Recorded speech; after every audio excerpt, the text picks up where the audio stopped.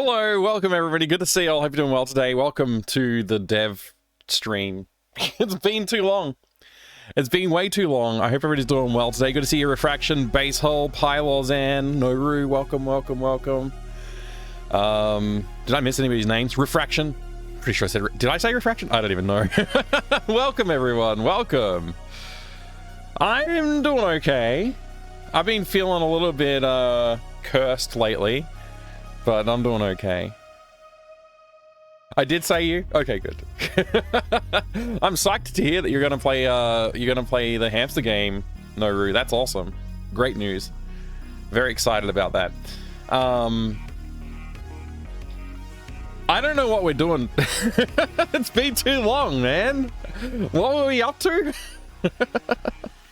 I think we had big plans for the week, and then it just kind of imploded because I'll just be straight up honest about what's going on. I had some more work circumstances changing, and that just made me feel like, oh, I gotta do something. There's recommended actions on my Google account. Let me check what these recommended actions are.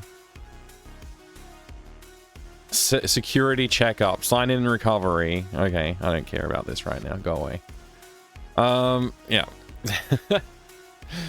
Did you have a good off evening with the family? Yeah, my wife and I just sat down and watched TV. We watched some of The Boys, and then we watched some Monk, the old detective show. My mom used to like it, so we just watched some of that. Yeah. It was a good time. It was a good time. I tried to just relax a little bit more, you know. So yeah, but yeah, I think things are. This week was a little bit off because of all of that. A lot of things going on, and I just didn't want to. I didn't really feel like I was prepared to do the streaming this week for dev work, but we can't stop. We can't stop. We got to keep going, keep moving forward, and building our, I guess, repertoire out a little bit, and trying to build some more consistent and reusable skills with making adventure games, because I want the next game to be worth something. I would like it to, in a dream world, the next game that I release after this one will be a bigger game, and it'll make a lot of money, right? That's the dream world. It'll make a lot of money because everybody will be wanting to play it, and it'll win, awards, and people will be like, that's so cool, make another one.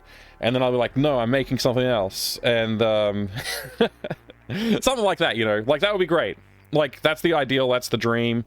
I have zero expectation of that really happening. I don't believe that will happen. My belief is we'll end up shipping it, and if a lot of people will like it, but it won't make enough money for me to quit my day job.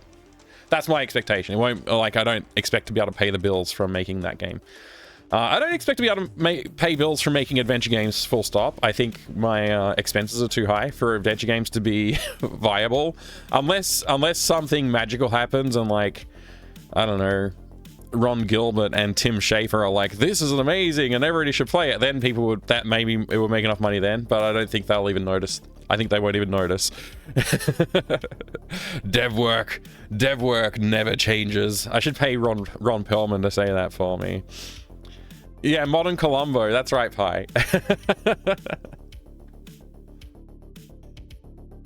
Have I looked at the numbers lately? No, not really. I mean, it's pretty much flatlining now. The games, they get a lot of attention when they first launch, which is fantastic, and I really appreciate that. But I don't have any expectation of them being a perennial title that always is doing well. They're not that kind of games. I hope the next one is a little bit more like that. I hope the next one has a longer tail of people being like, oh, I played this and it was great, and more word of mouth sales and more notice from people who are into these kind of games. But I don't know. We'll see. We'll see. But yeah, I guess I don't know if I completed all of the thoughts that I opened up, but basically work circumstance has changed again, so I'm going to be changing jobs, actually. Yeah. So I'm still doing contracting, but I'm just contracting through someone else now, so that'll be different. Hopefully that just means I'll have less hours to worry about though, which will be good because then I can focus a little bit more on game dev and streaming, which is what I've been trying to do the last couple of weeks as well. We could take a look at the numbers though, Pi. Happy to take a look. Let me open up the itch dashboard. That one. Hey Blue X, good to see you. I hope you're doing well. Andrew Foreign, welcome. I don't know if I said hello properly, but hello. Oh wait, I don't know how much I'm supposed to show. I'm not sure how much I'm supposed to show. Wait, there is a notification. Ah, I sold Day of the Hamster. Somebody bought Day of the Hamster. That's nice. Thank you, whoever bought that. Let's see. If I click on analytics for Day of the Hamster, I think this is safe. I think this page is safe to share. I don't know. I've been avoiding it because it does have. There's a thing on here that says sharing private information is a violation of our terms and may result in an account suspension. So maybe I shouldn't show it. But yeah, it's pretty flat. I can tell you that much. Like, if I do the last 30 days period, it launched less than 30 days ago, so that's not... I want last 7 days. Can I do that? Let's see. From Sunday last week till now... I mean, it's not completely flat. Like, it's got views. There's like 30 views a day on average, probably. Oh, no, probably like 25 views a day on average. Downloads is like maybe 3 or 4 a day on average. Closer to 2, probably 3 a day on average in the last 7 days. Browser plays is about 15 a day. And I made one sale like 2 days ago, apparently. I didn't know about that. There you go. That's the numbers. I don't want to show it on the screen just because I don't want to accidentally show something I'm not supposed to. But that's the figures. Yeah. We'll see how that goes, I guess. We've got a lot of work to do on things, but ratings are overwhelmingly pretty good, I think. Like, they're not... I got a few 1-star reviews from people who I assume are just basically trolling or they don't understand the game. And that's unfortunate, but that will happen occasionally. For the most part, though, 5-star reviews, 4-star reviews, that kind of level, which is good. Wait, I got another notification. I sold another copy of Day of the... Thank you for whoever just bought Day of the Hamster. Somebody must have just bought it. That's wild. Thank you. Thank you. So that brings up the sales for today to 1. And the sales for yesterday... Oh, it must have been yesterday. It says yesterday. On one chart, it said 2 days ago. And on this chart, it says yesterday.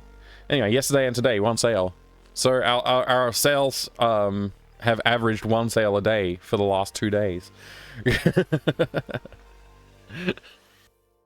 Saw my MS-DOS post. What? Where was your MS-DOS post?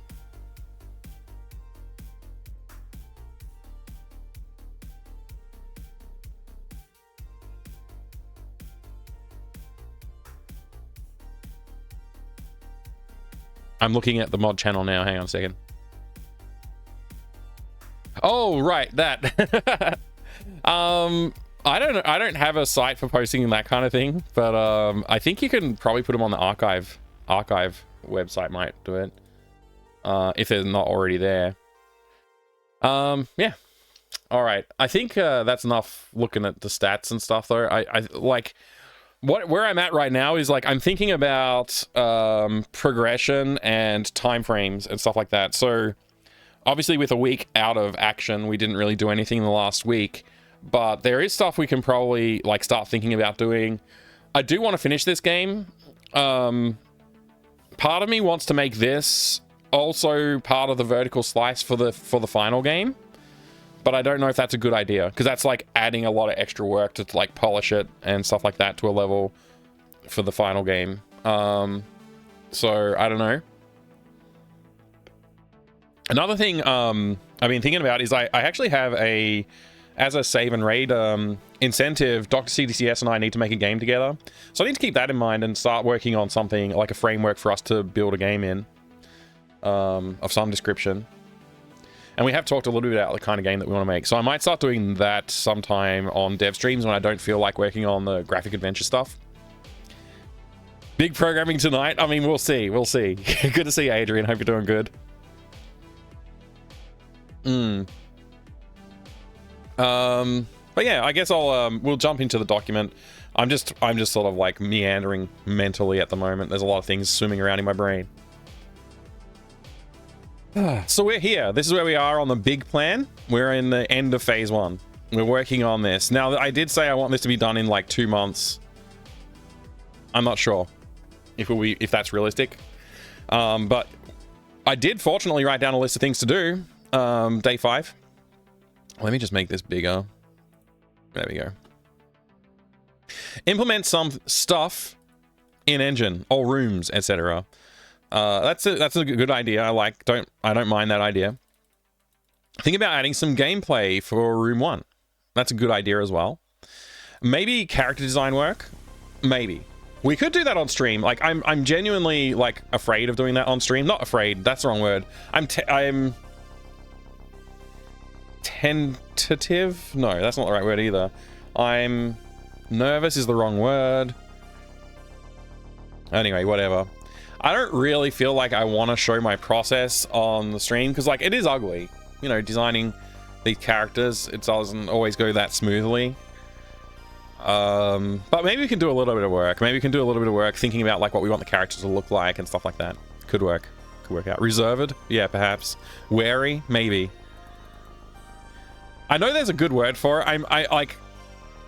Yeah. I don't know what it is. Sometimes I just don't think of a word and I'm like, it'll come to me, and then it doesn't come to me, and then I just end up whatever. So make an initial dev blog post about the game.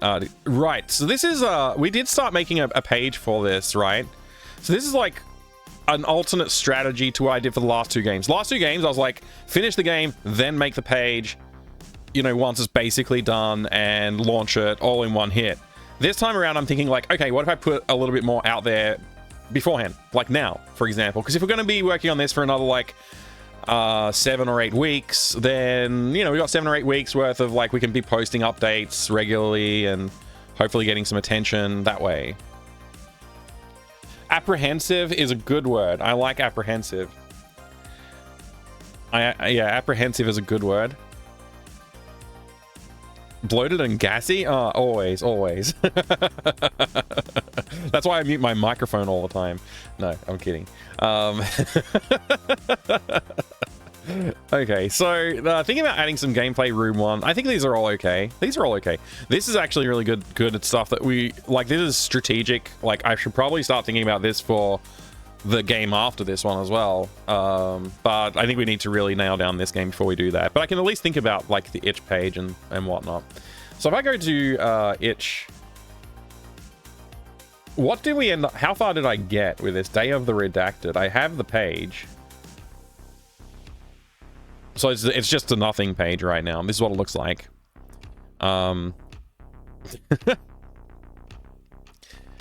It's not even like published yet. So I guess we could go in here. I don't have any screenshots, which is bad. Maybe I should spend a few minutes just whacking together a title for Day of the Redacted. Yeah, I don't know.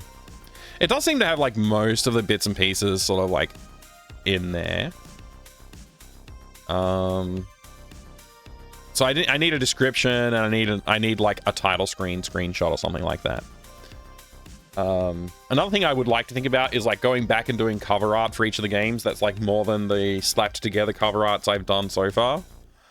But I don't want to do that right now. That's not something I'm keen on right now. Okay, so there's a few ideas. There's a few ideas for us to move forward with, at least for today. So implementing some stuff in engine that would require art, like BG art placeholders. This would require item placeholders and stuff. I don't know what else that would require, because we already drawn room 1.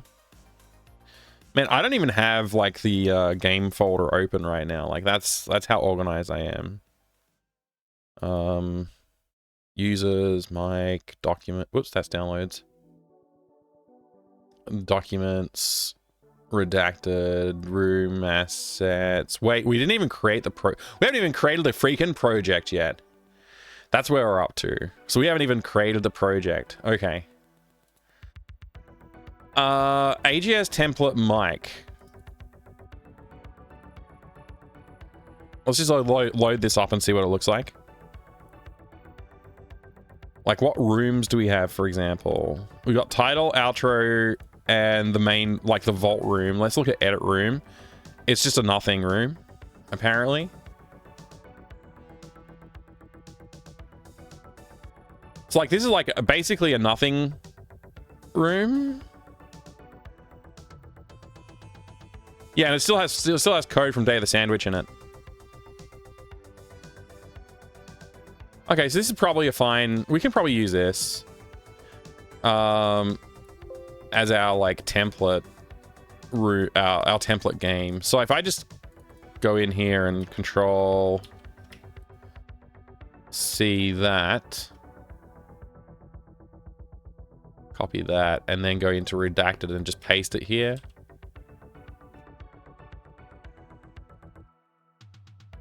Let's just get rid of all the stuff we don't need as well.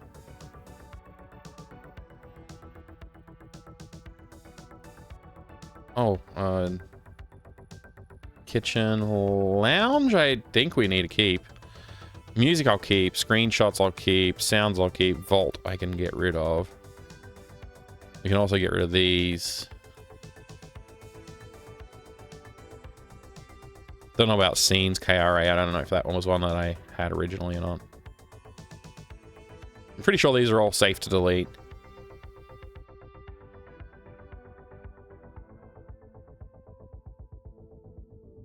Just double checking with my brain.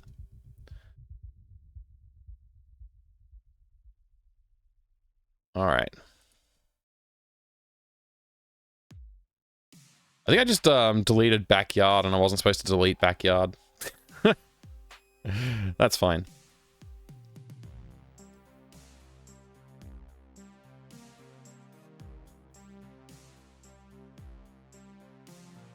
Well, this has backyard in it, so maybe deleting backyard was totally fine.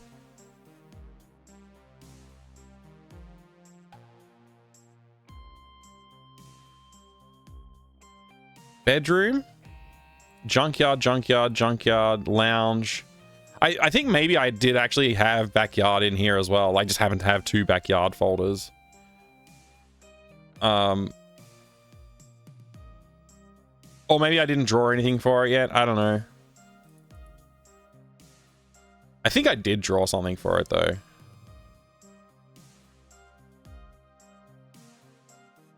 So I didn't draw anything for the junkyard stealth section. But like, let's look at the bedroom graphics.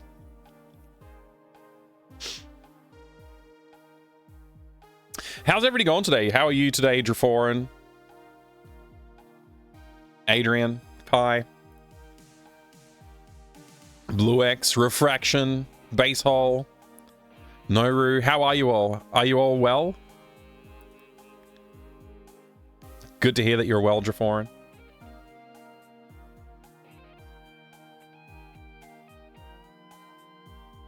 I don't know if I like this layout. Tired but good. Yeah, actually, you did mention tired after the long trip. Bloated and gassy, but not on a mic. That's good. Yeah, that way you don't need to mute yourself every 30 seconds. I don't know how I feel about this layout. Looking at it, I feel like it's a little bit cramped. Feeling? I'm glad you're good, Adrian. That's good to hear.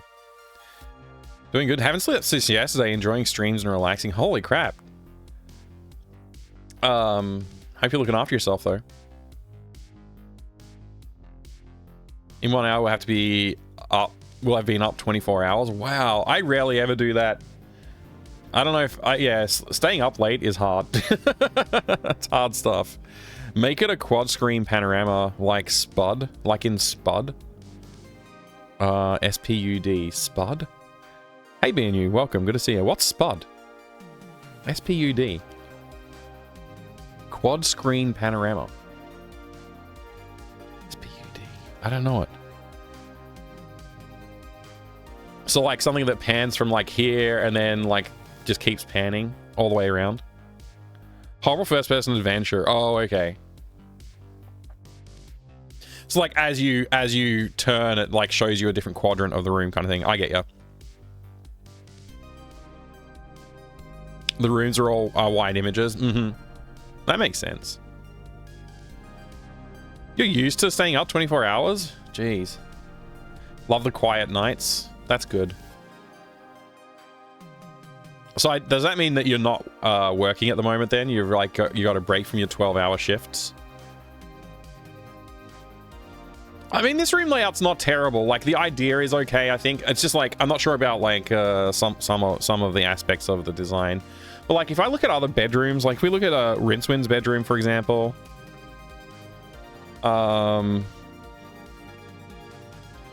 What's the name of that game again? Discworld 1. Maybe there's just maybe I just search for Discworld 1. There'll be a screenshot of the room that I wanted to look at. Yeah, there is there. So like this is like this feels not cramped at all. Like it feels like a sparse room almost, quite Spartan even. Because I mean, you got Rincewind sitting on the bed. There's just a closet and a door and a shelf that's out of reach for some reason, and like not much else going on. There's a little bit of junk in the foreground, but it's like it's fairly, yeah, fairly open feeling. Also, I think that bed is too big for the scale we want to go for the characters in the drawing that I've got there. Like the bed should be like half that size, and that would like just scaling the bed down would make the room feel a little bigger. And give us some more room to play with. So maybe that's all I'll do is like I'll redraw the... Oh, maybe I'll start just drawing the back... I don't know if I want to do like actual work, so maybe I just draw some backgrounds.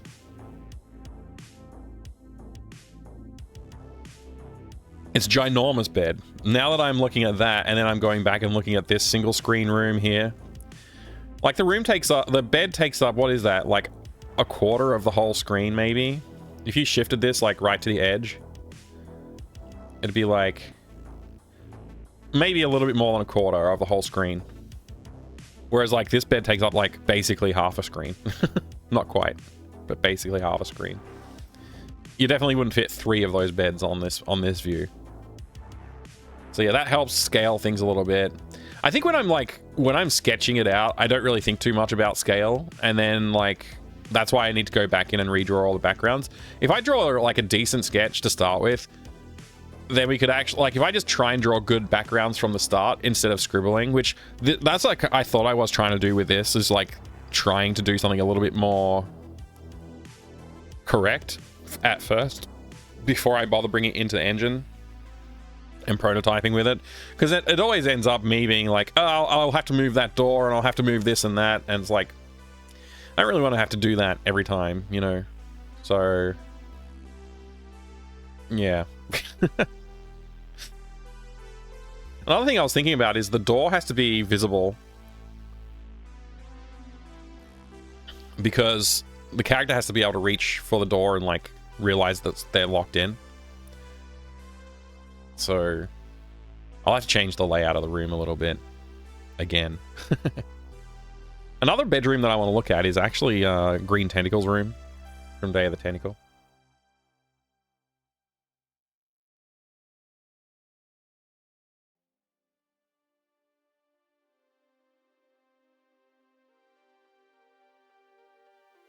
This room here.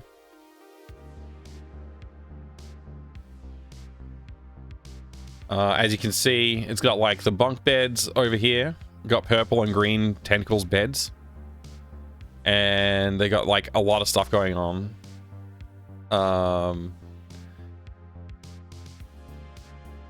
No idea like what some of these references might be. Like what's that from? I don't know. Could be from anything. Maybe it's a stormtrooper from Star Wars. I'm kidding. Of course, it's a stormtrooper from Star Wars. But like, there are other references like Metal Mel. I don't know if Metal Mel is in Maniac Mansion or not. I can't remember if we've seen Metal Melt in something else. Obviously, there's like a nice photograph or whatever of Green Tentacle here, which is cool. I like the idea of like something like that. A bowling ball's nice to see. A planet Earth with what appears to be Australia and New Zealand on it. I don't know if that is. I don't know if that's what it is, but it could be. A litter box, which again, like, that's just weird. I don't know. That's just like a weird thing. But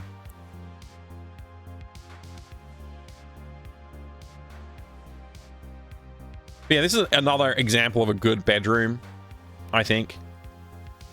And again, this is what this is telling me in like what I'm seeing here. Scale is important, but perspective and dimensions of other, like in other aspects, are less important for this style to work. Like there is like some kind of a perspective going on with this like barrel distortion style perspective with the bed, the leg of this bed here. And even here, like, but like some of it is just like completely wacky. Some of these shapes are just completely wacky, right? And that's something else I want to keep in mind. And another thing I guess I notice here is just like there's this like nondescript shape that's cutting into the foreground a little bit more, and like this dartboard is just kind of hanging here. Like, are we kind of looking through a window maybe into the room? It's like kind of hard to really frame where you are. Like this is like a non-existent space that we're existing in almost.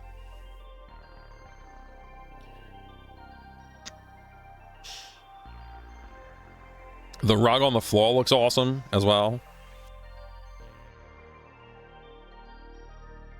Yeah. It's all in service of making the sprites fit where you might walk. Yeah, exactly. And like they're preventing the... I remember when you play in this area, like they don't let Bernard like get that close to the screen here. Like he kind of is... They're not going to go lower than what... That's like a 1/3 of the screen almost that's cut off from navigation. And then like there's really... You're basically stuck in the middle third of the screen, which is probably what I should aim for as well. And like again, going back to that sketch I did, like it's completely not hitting that mark at all. Like the wall takes up more than half of the screen. Which again, coming back to this, like, you know, that the wall is like not, it's taking up like 1/3 of the screen, maybe a bit more than 1/3 of the screen, but like it feels like a lot less space is taken by it because so much space is dedicated to the floor actually, which is pretty cool. And like unmotivated shadows are all over the place as well. It's just all like, I guess there's a light on the roof, but it's not really clear like why would there be a shadow like this.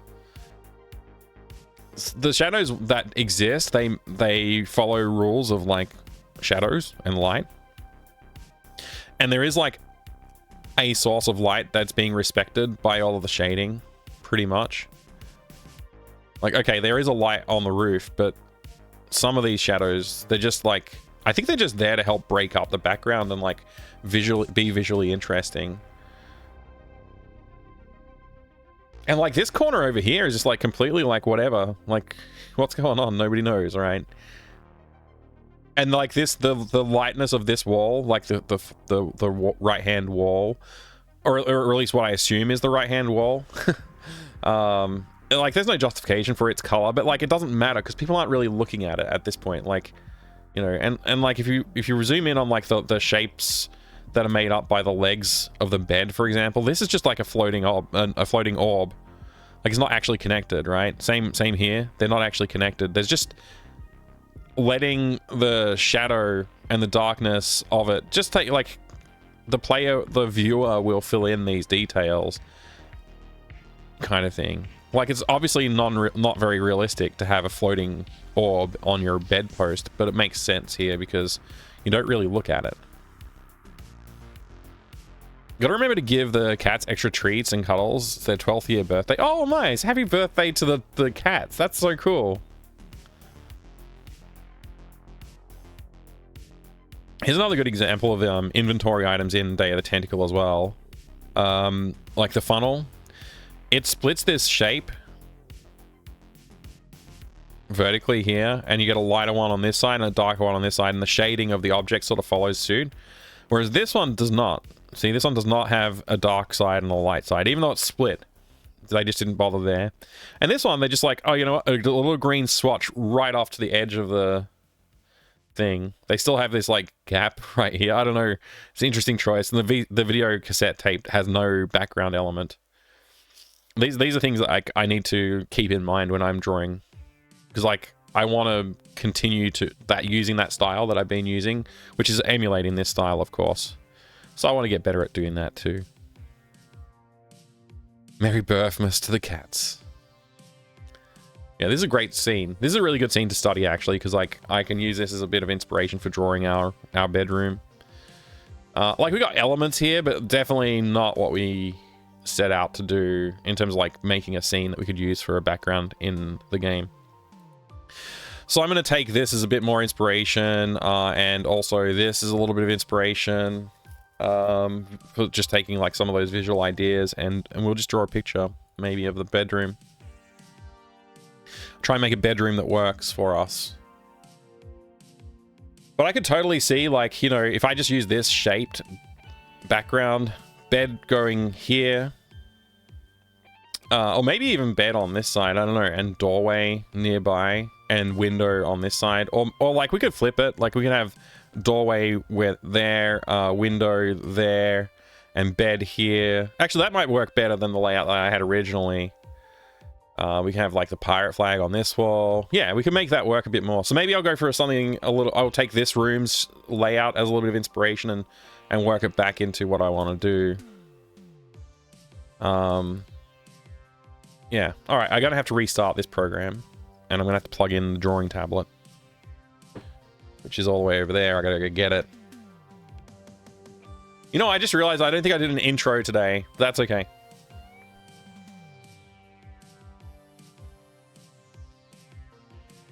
And if you didn't see it, I did get a box of goodies, which we went through on stream yesterday. I'll go through it again today on the next main channel stream, I think.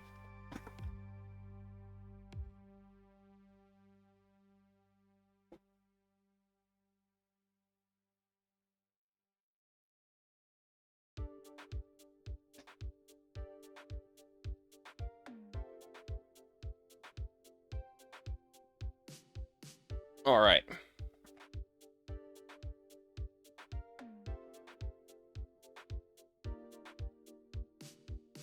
I can't even pick this thing up.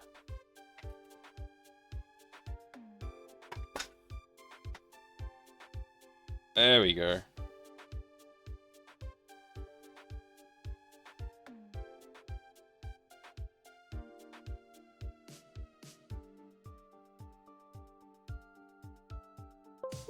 Alright, hopefully the stream manages.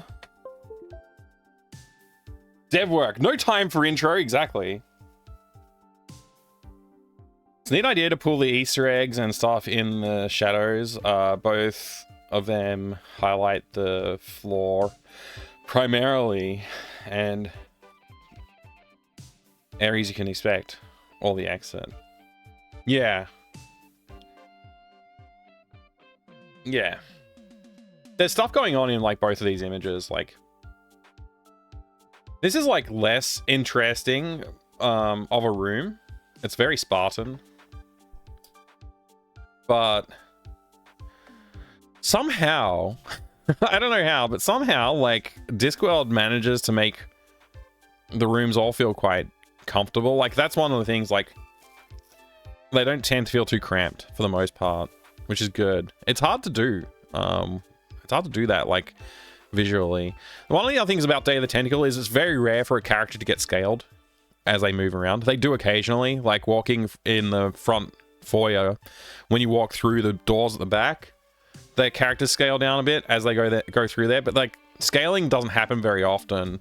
Discworld also has a trick where it tends to do scaling occasionally for the character, but it just does, like, one step of scale, and it also does, like, frequently, it'll change the brightness of the character. So the character will get like darker as they move into one of those background steps, which that's a trick that I tried to apply in Day of the Hamster with the lab.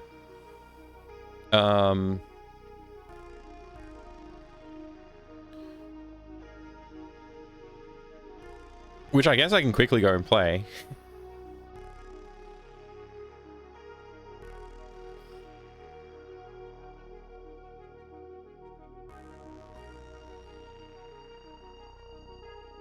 Just so we can take a look at it. But yeah, something else to keep in mind with rooms is like how much like distance do you want to allow the character to be away from like camera. Like if you want them to move back into the scene a bit, you have to keep that in mind. I also forgot that we have to like watch a whole intro. I'll click through it. Do you see the lemming on the bookshelf there? Pretty good little Lemmings reference.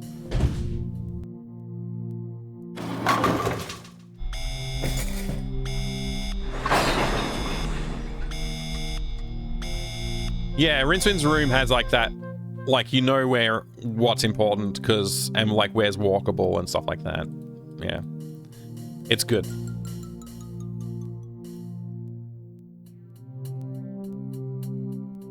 All right, how do I quickly do this? I think I just need to go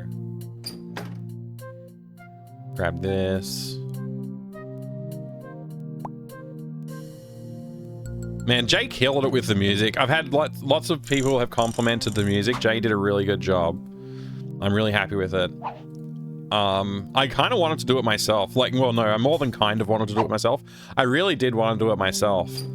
But I just didn't have the time to learn to do music. Hopefully I'll learn to do music before the end of this game, or at least by the time I work on the big game, I'll be able to put in a track or two.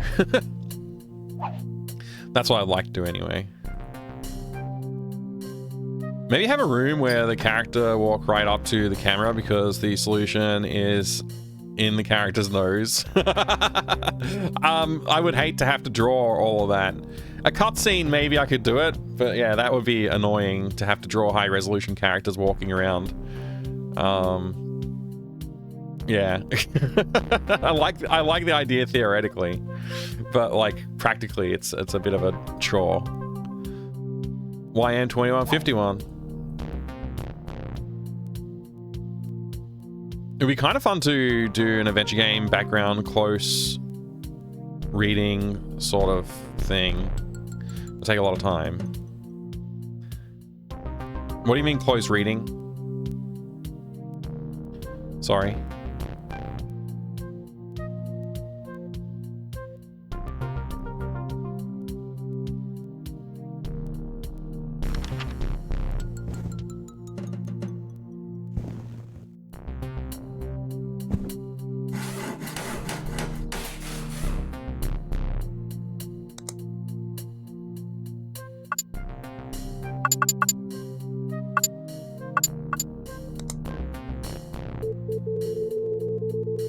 Been a while since I played it, so I'm like, did I remember everything right? This is a good game. I think if I had a chance to play this, I'd be like, oh, this is really good. You know, if I got a chance to play this because somebody else made it, I think I'd really enjoy playing it. Anyway, this is the part that was inspired by Discworld, is going back into this section here. At this scale, Lucas is just too big. Like his head is he's just too big to fit back there. But I did do the same trick of like, he gets a bit smaller and now he's like not too big. Also, he's darker. And this is like exactly what I noticed in, it's very subtle actually, the darkness, but it's enough to make it like, it changes enough. I think it really helps sell the idea that he's going into the background. But this is definitely Discworld inspired.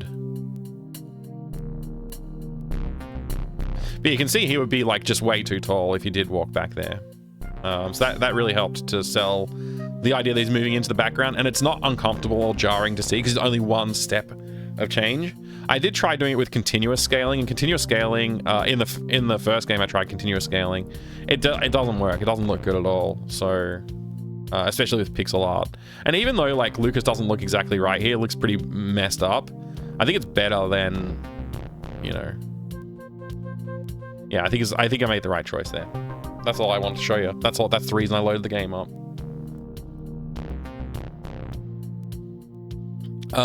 Just like, what is this scene doing well? How's it doing well? It doing it well.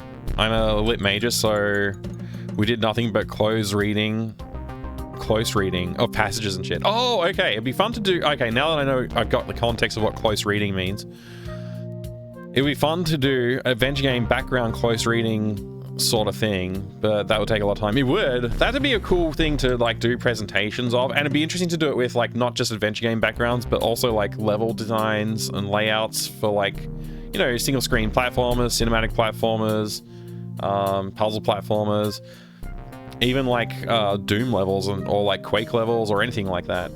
Like that's like a cool idea. Like doing, like really analyzing one particular element of a thing is a really good way to dig out like the gems that are present in it.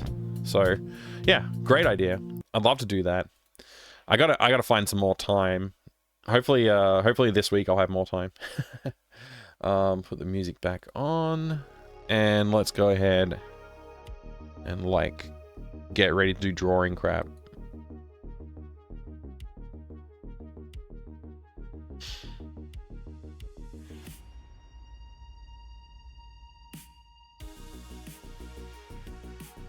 Of course, it wants to load up over here.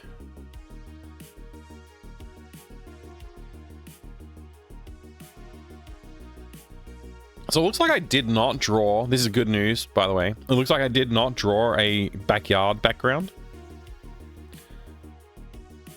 Because it's not here.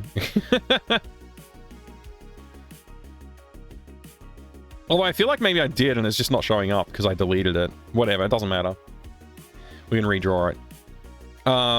Because I do have a vague recollection of doing that. But you can see here we've got like the bedroom background. We've got the background for the junkyard. This is like junkyard screen 2, the gate, and the sleeping guard. This background's not very good, so we'll probably change it. This one of like just a really rough layout for like, hey, we've got Rip and Tear, the dog kennels.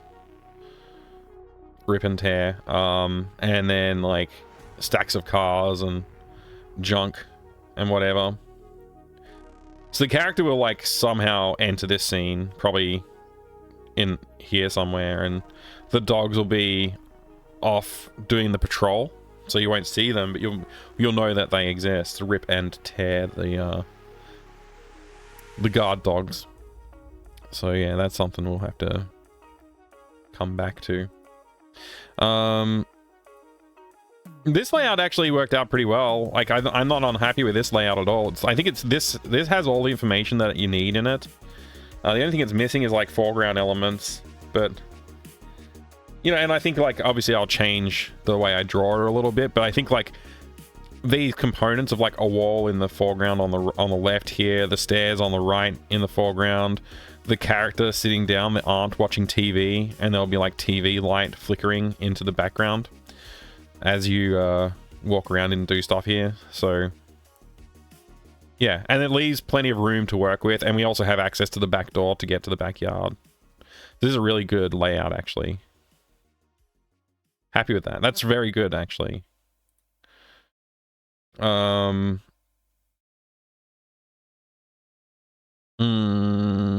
looks like, yeah, just a bedroom. I mean, the gate house and the sleeping guard. I think this needs to change a little bit just to make it a little bit more visually interesting. And also there's, I think, a couple of elements I want to have in here where you could like flick a switch so you could bypass the dogs later on and stuff. So if you wanted to backtrack, it's easy not to have to go back through the stealth section. In fact, I don't want you to have to go through the stealth section at all. So I'll just like, if you try and go backtracking, it'll just say like, I need to do something else first until you flick the switch or whatever it is that lets you bypass them. But yeah, bedroom, this is the part we want to kind of redo. This layout was the first one I scribbled down, and I think it shows. I probably wasn't thinking as much about like the way the layout needs to work for the game.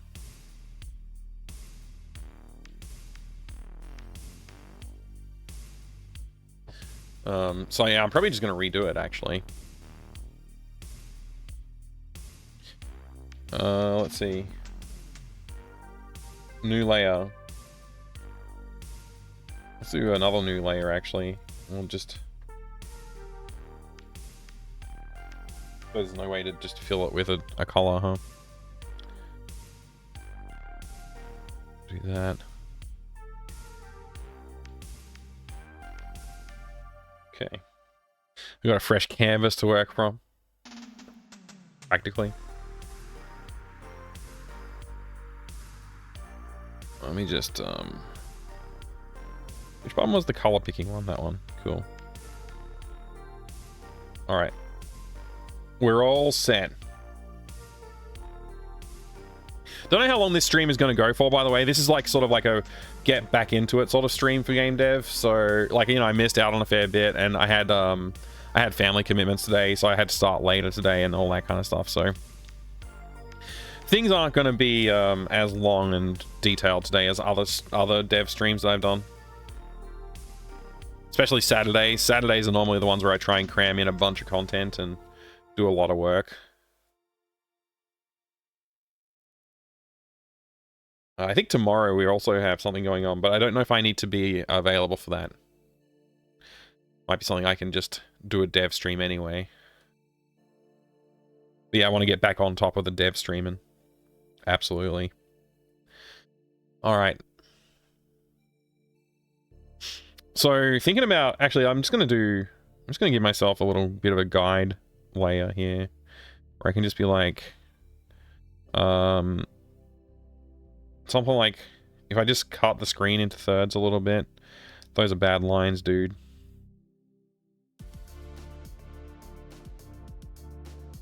Something like that. And I can think about the shape of the room a bit more that way.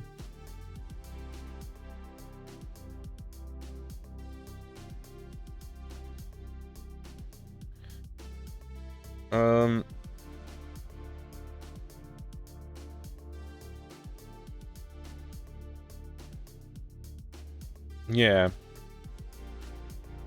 So I kind of want to have the room have this sort of feel to it.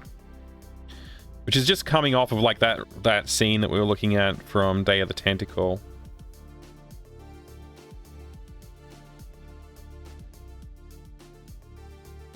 I don't want it to be too like drastic, but I do want to have a little bit of that wacky angle to it. Another thing that's important, I guess, is like if we go into too much detail on everything early, it makes it harder to change our mind and make decisions, creative decisions to change stuff, because then we have to like, how much redrawing of the background do I have to do to achieve that? And those sort of questions can become problematic at times.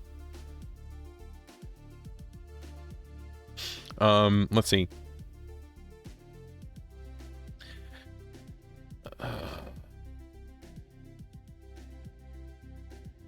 Something like that is probably safe. That's probably a safe shape. So then you got a wall sort of defined in there, and we can put our bedroom door and our window and our bed all into this scene. I feel like we could comfortably do that. Something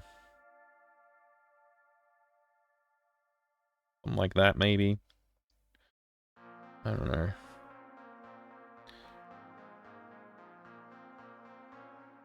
Yeah, something like that's probably okay. So, yeah. Let's pretend like we know what we're doing, and we got a door here that we want to put in. Have a door going in there somehow. The idea that it's like off screen like that is bothering me for some reason.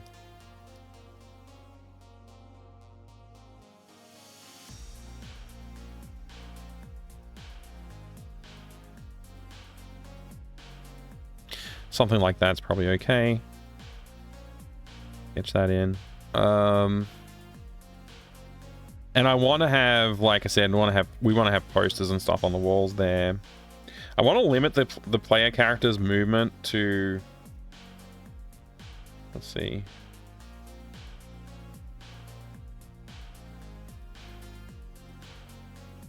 Somewhere around there.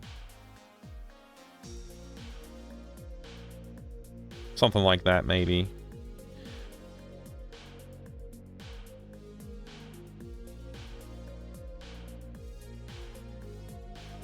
What if I just put another layer in and just draw like the section?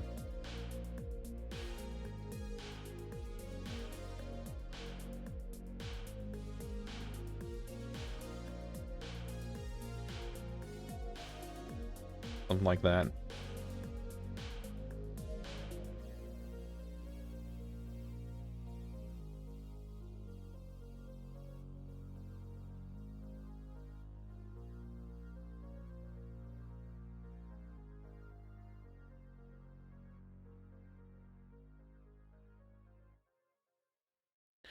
So if that's like the walkable area, that feels pretty comfortable, like in terms of like where we want the player to be able to move. I feel like I could definitely push the perspective a little bit further back here, but again, I'm thinking about not having the player feel like they can get too far away from camera. So another thing, obviously, another element that we want to have in the room is the bed, because it's not a bedroom without a bed, obviously. So I'm going to take the idea of the bed straight from Day and the Tentacle and just have it on this side of the room. But I don't really know how big it's going to be. That's a bad line. Let's see. And like, I think this perspective that's going on here is like going to be a problem, but let's just say like the top of the bedpost is like there-ish. I'll even try and remember. I think that was like roughly the shape of like the Day of the Tentacle bed head. This is already off kilter as well a little bit, but maybe that's okay. Maybe this is one of those things it's okay to like be a little different.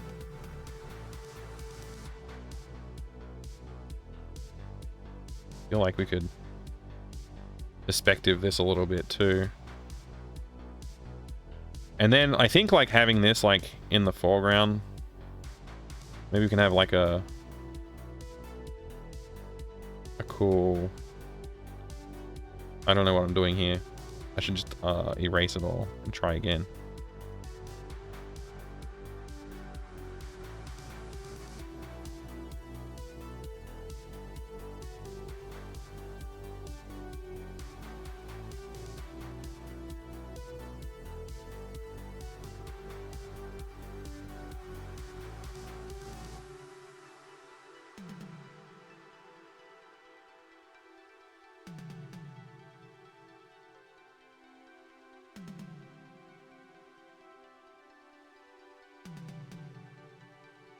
Nope, that's not the shape I was going for either. I don't know what I was thinking. We don't need it. It's just a little, we can add the detail later. Anyway, I got a little carried away there. Bed. Pillow.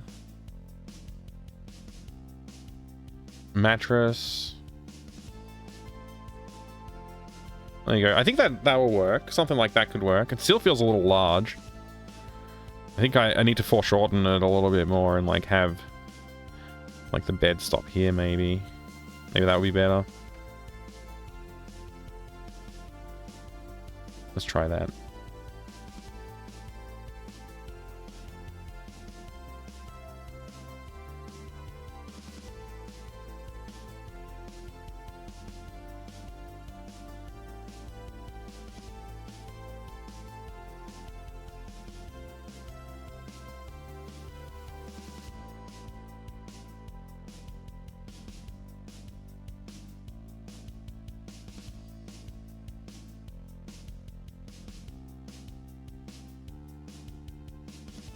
And again, this could be in darkness, so we don't actually get to see this part of the bed. We can really like shadow, and we can also do foreground elements, like the other like the scene that we're looking at had the dartboard in the foreground and stuff. We could have some stuff like hanging down in the foreground to prevent the player from having any idea of what's going on here. But this will work, and that leaves us room for like plenty of other stuff now. We can also probably put something in the foreground here that's like interactive potentially, like a table or something. In fact, I might just throw another layer in for foreground elements. Maybe we'll do like I said, like a table of some kind here.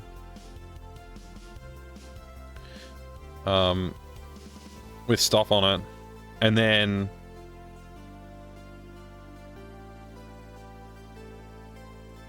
we can have even another layer of foreground,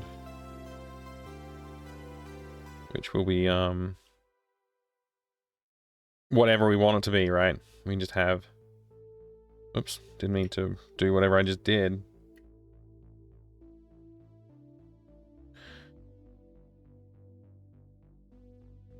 Yeah, we can do a thing here. Maybe like a cowboy hat hanging in the foreground here. Something like that. Or fedora. If you're a fedora fan. Something in the foreground to help that side. It feels like then we could even just get away with just like a shape over this side. Yeah, that would totally work, I think. This being so nondescript might be a problem. So like maybe having some like vaguely recognizable shapes or things that like look like they could be recognizable shapes would sell the foreground here a little bit more. I don't know.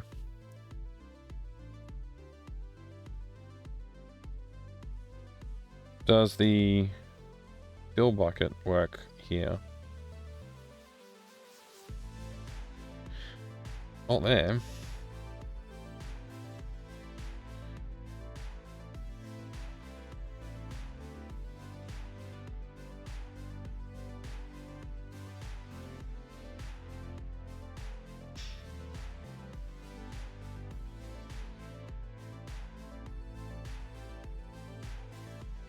Yeah, that fedora doesn't look like a fedora at all now, but we all know what it is. We can fix that up in another like pass at the art when we get close to doing final art.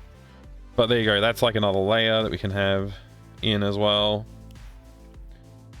So like this is starting to feel pretty cool actually. I'm not upset about the way the direction this is going now.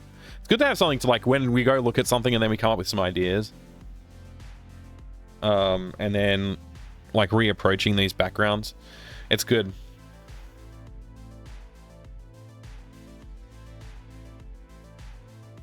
I'm happy about it. Makes me happy. Where's my color picker? There it is. This element, I don't know how I feel about it.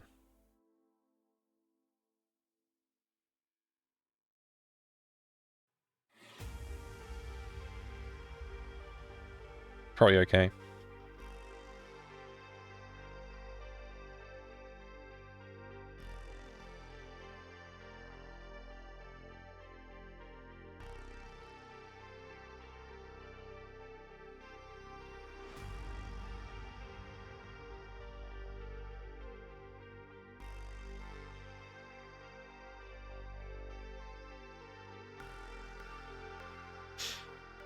All right, so stuff on walls is probably a thing we want to think about too. Normally, my approach for this stuff, like if you go back and look at the previous videos, my approach was like, get something really rough and crappy drawn, get it in the engine, develop the content of like puzzles and stuff like that, and then go and do all the artwork. But what I found that I was doing was going back and working on the artwork. I was like feeling limited a little bit too, even though the crappy artwork was just crappy artwork. All the puzzles, like the things you have to click on, the elements where they're going to sit in the room and stuff like that, that's the parts that felt like, oh, I don't really want to move it, because if I have to move it, it's going to be a pain and stuff like that. And some stuff I didn't find out until way later in the design that like, oh, it would have been smarter to put the valve. Like, yeah, the last game, Day of the Hamster, it would have been way smarter to put the valve in the biolab, and that so you can't do the bucket and stuff until you get into the biolab, because that would gate filling the bucket with water until after a point where you need the bucket filled with water. Because as soon as you get access to the lab, you could have, that's the point where you should be like, oh, I need to fill the bucket with water. But it didn't really work so well. That was a bit of a problem. If I could revisit that and do that again, that's one thing I would change, is just moving the valve to the other room. But that being said, I think that it looked really good having the valve in that room, like the storeroom, and it gave the storeroom like another use that felt like pretty good. But the deficit is that the lab does also feel like it doesn't have enough going on there, so maybe moving the valve would have been the right move. But yeah, unfortunate, I think. Anyway, this is a nice room. I'm liking the layout. I just need to have some stuff on the wall. So like, there is some puzzle elements in that we needed in here that we want to start thinking about where they're going to fit into the room. If I just go grab our design document, we can have a look at it together here. Whoa, hello. Okay.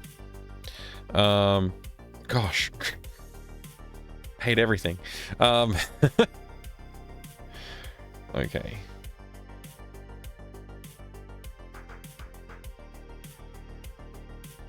So all the stuff that happens in the bedroom is basically like in this area. One of those things is there a screwdriver in our bedroom. There's PJs, there's a bed sheet, there's a pirate flag, there's a sandwich under the bed, which we don't have to draw. That can just be something you can acquire.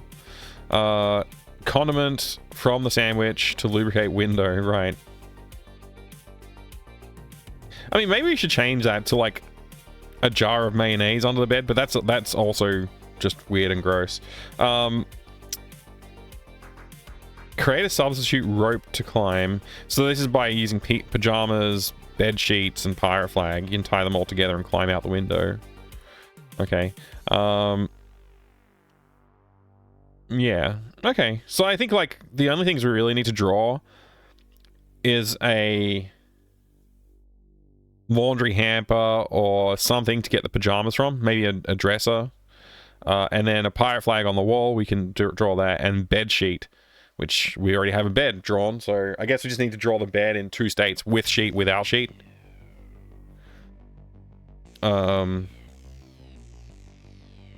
Yeah. Look on a bed to find sandwich. I think that's fine. Yeah. I think this is all fine. We also need a place to tie off we need a place to tie off the substitute rope. Which I think in my mind was just like tying it to the leg of the bed or something like that. But now it's on the other side of the room. Maybe that'll be a bit harder to visually do. But I think we can work with it still. Okay. Cool. So we need a pirate flag somewhere in the room. Let's see.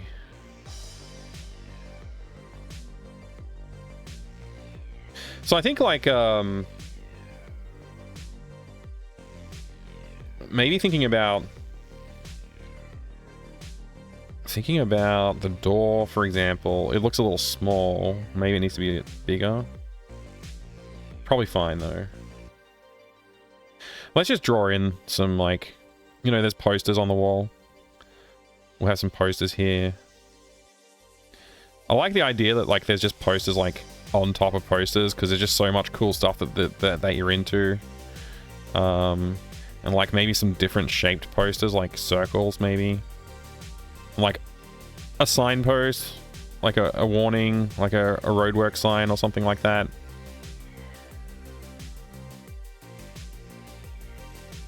Something like that. I think some piece of furniture here is probably a good idea.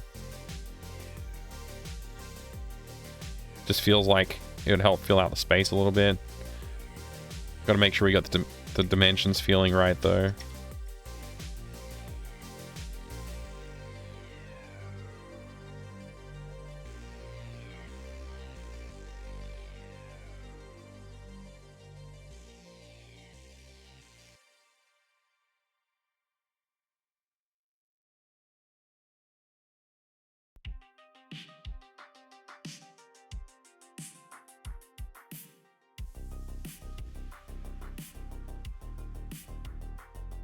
Something like that.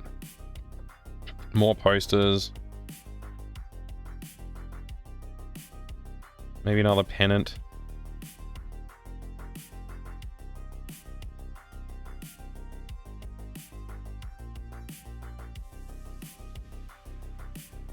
And then the pirate flag needs to be pretty big.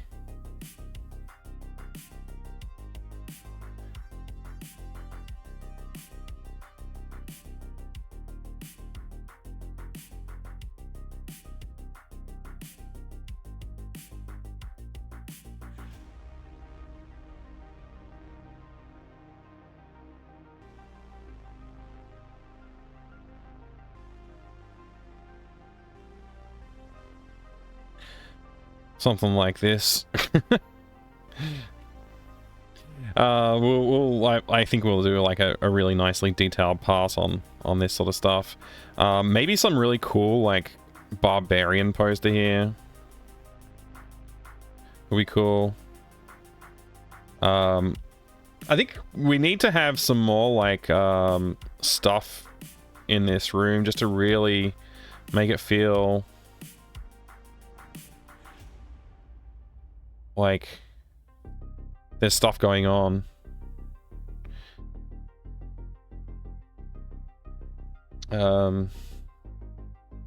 Really fill it out with like a lot of details. Then we got to do a light and dark pass on it as well, which we want to do eventually. Which basically I just would do like similarly, I think, to the way we saw it in Day of the Tentacle, with just some like bits like this. Actually, this definitely could be more of a curved section, I think.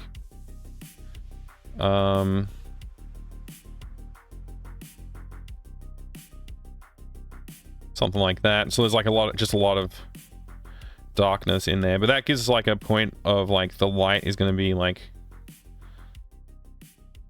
somewhere here. That's our source of light. So like, you know, you can see where shadows are gonna sort of be and stuff.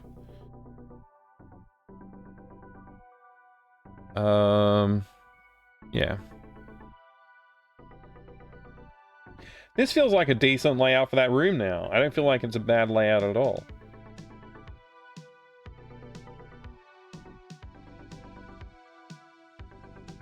Feels quite decent. And like, I don't think it like oversells anything. Like, I don't think it's like emphasizing too much. Maybe if anything, that dresser is like emphasized too much. But it leaves plenty of room for like clutter on the floor and stuff. And like, eventually there's supposed to be a robot that like is patrolling the room that you can't capture, and you need to use something to stick it to the floor. Which we can come up with. A bit like the chattering teeth, actually, I realize now. I didn't think of the chattering teeth, but it's a little bit like the chattering teeth puzzle.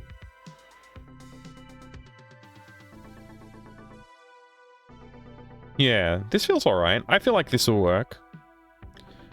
And then obviously, I think the shadow layer, we need to just like show the floor zone needs a little bit of a shadow going on too. So like, I think the shadow on the floor would be pretty dominantly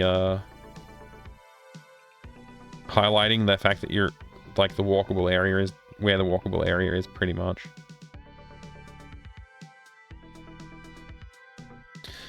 Yeah, one thing I didn't put in the room is a freaking window. After all that, we're definitely going to need a window. I think we'll just have to move everything across in the background there, and let's see if I can do that.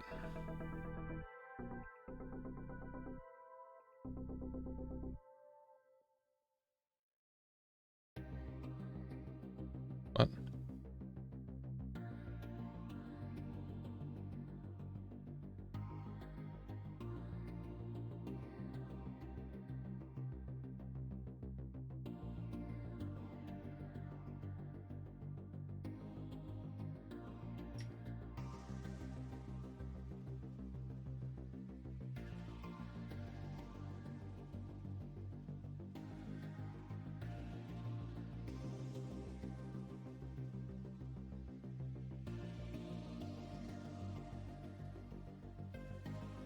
There you go.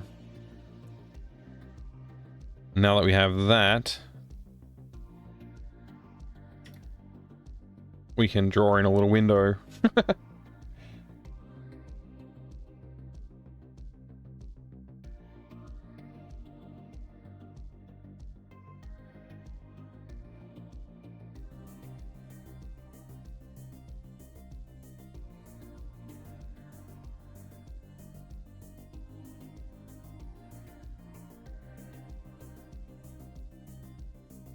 And the window needs to have, like, it needs to be stuck and it needs to be able to slide up and down and all that stuff. But there you go. Now we have window in the room. That's all of our elements that we require. And we can draw something outside the window as well if you need to. Pi, have a good sleep. Thank you very much for being here. Sorry, I was just waffling on for a while there. Have a great rest, mate. Good night. Rain of mayonnaise in the background's a good idea. Oh, Adrian had to go to bed too. Good night, Adrian. Sorry I missed you. Everybody's gone to bed. It's that late. That time of day. Alright, I feel good about this background, like, rough layout. We can work on it some more another time. Maybe I can think about bringing this into the game engine and see what it looks like. Let's do a save.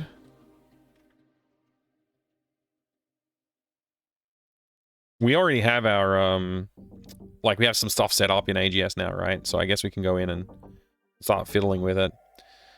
So let's do that.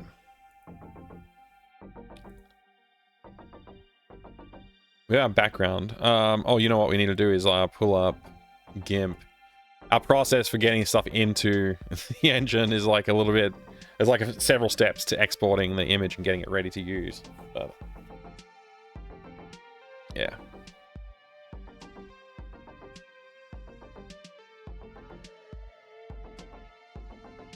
Just copy the one thing because I didn't hold down Control Shift properly. Try again. Where's my mouse gone? Control Shift C. Close. Control V. There we go. That's the whole thing. All right, now we can do a scale.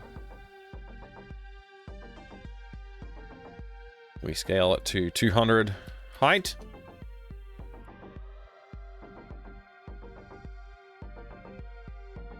And then we just say image. Well, we can do colors and stuff, but we don't really need to do colors. It's just a placeholder background. Export as. Of course, we need to go find the freaking path, which is annoying, but it is what it is. Users, mic, documents, redacted. Room assets, bedroom. And this is BG1. What? No. BG1 dot PNG is fine. Okay. Now we can go load the game. I'm going to move the screen out of the way a little bit here. I don't really have a good spot to put it, but I'm just going to try and get out of the way. Try not to put it on top of my telephone. All right. So right now the room is named Vault, which we're going to change the name to Bedroom, and we'll use this room. Basically just use room 1 as our bedroom.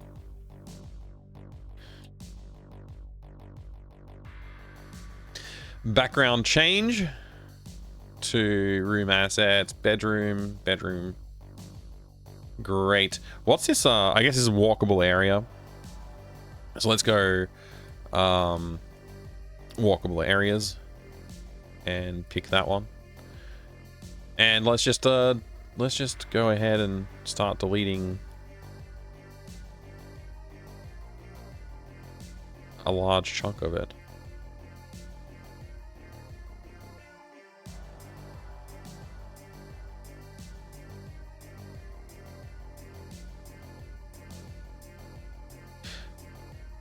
And honestly, like, Probably need to delete even more than I initially was thinking. Yeah, I mean, that's probably still too much area to walk around in. Because the character has, like, some dimension to them.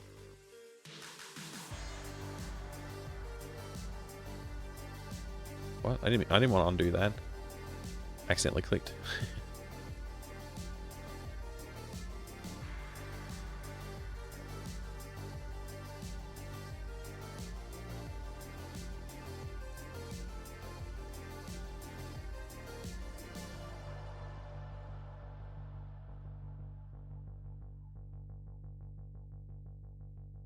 All right, this is a good start.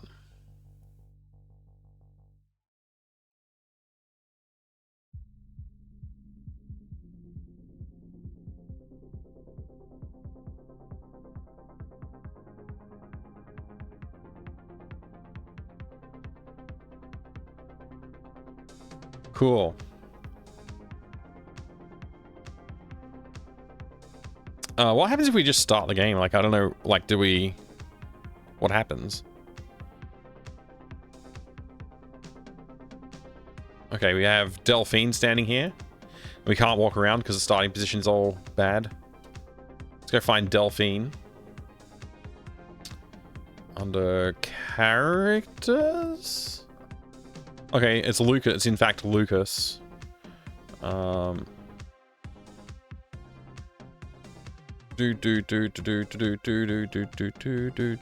Start X and start Y. So start X, we make that 160, I guess. Start Y is probably a little too low. Make that 160 as well. Let's see how that goes. Can we walk around now?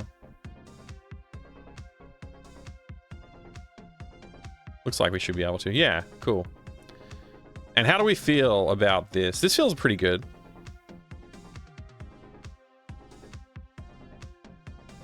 This feels pretty reasonable. I do feel like the scale might be a little off, but it's probably forgivable. And we can work on the art a tiny bit too, to improve that. Why, hello, Raiders! Oh, Refraction, you're going to head off soon too? Are you going to be on phone for a bit? Good, good. I'm glad I'm not being left completely alone. Welcome, Doc. Good to see you. Thank you so much for the raid. How was Far Cry 2? It was good. I got to hang out for a bit and watch some Far Cry 2 with Dr. CTCS. It was a good time. Ruined Pixels is here. Good to see you. Welcome in. Welcome in. You got 60 more people to keep me company now. Yeah, that's nice. Nice. Very nice. Thank you very much, Doc, for raiding. I appreciate it. Good to see you all, everybody. Gonzo Cookies here. Good to see you, Gonzo. How are you today? Far Cry 2 is very cool, but man, malaria sucks. Who knew? Yeah, who knew? Hey, Dragoon Zero. Good to see you, mate. Who knew? Thank you so much for the raid, everybody. If you come on in here for the first time, welcome. My name is Mike. I also stream on twitch.tv/FractalMindMike, but today we're here on Fractal Mind Dev. It's my first day back after like a week off of doing dev streams, and just working on some room layouts at the moment, just trying to get an idea of like how the character's going to fit into the space. Glad to hear you're doing well, Gonzo. How's the game coming along? Great. I'm having a good time with it. We're working on this like layout for basically a bedroom. And one of the inspirations I took for this bedroom was Day of the Tentacle, Green Tentacle's bedroom. My initial sketch, I wasn't very happy with it, so I decided to go and look at this, and then I came back with this in mind and drew this background. It's very rough at the moment, obviously. There's a lot of like conceptual elements on the scene, but I think this is going to work. This is going to work really nicely.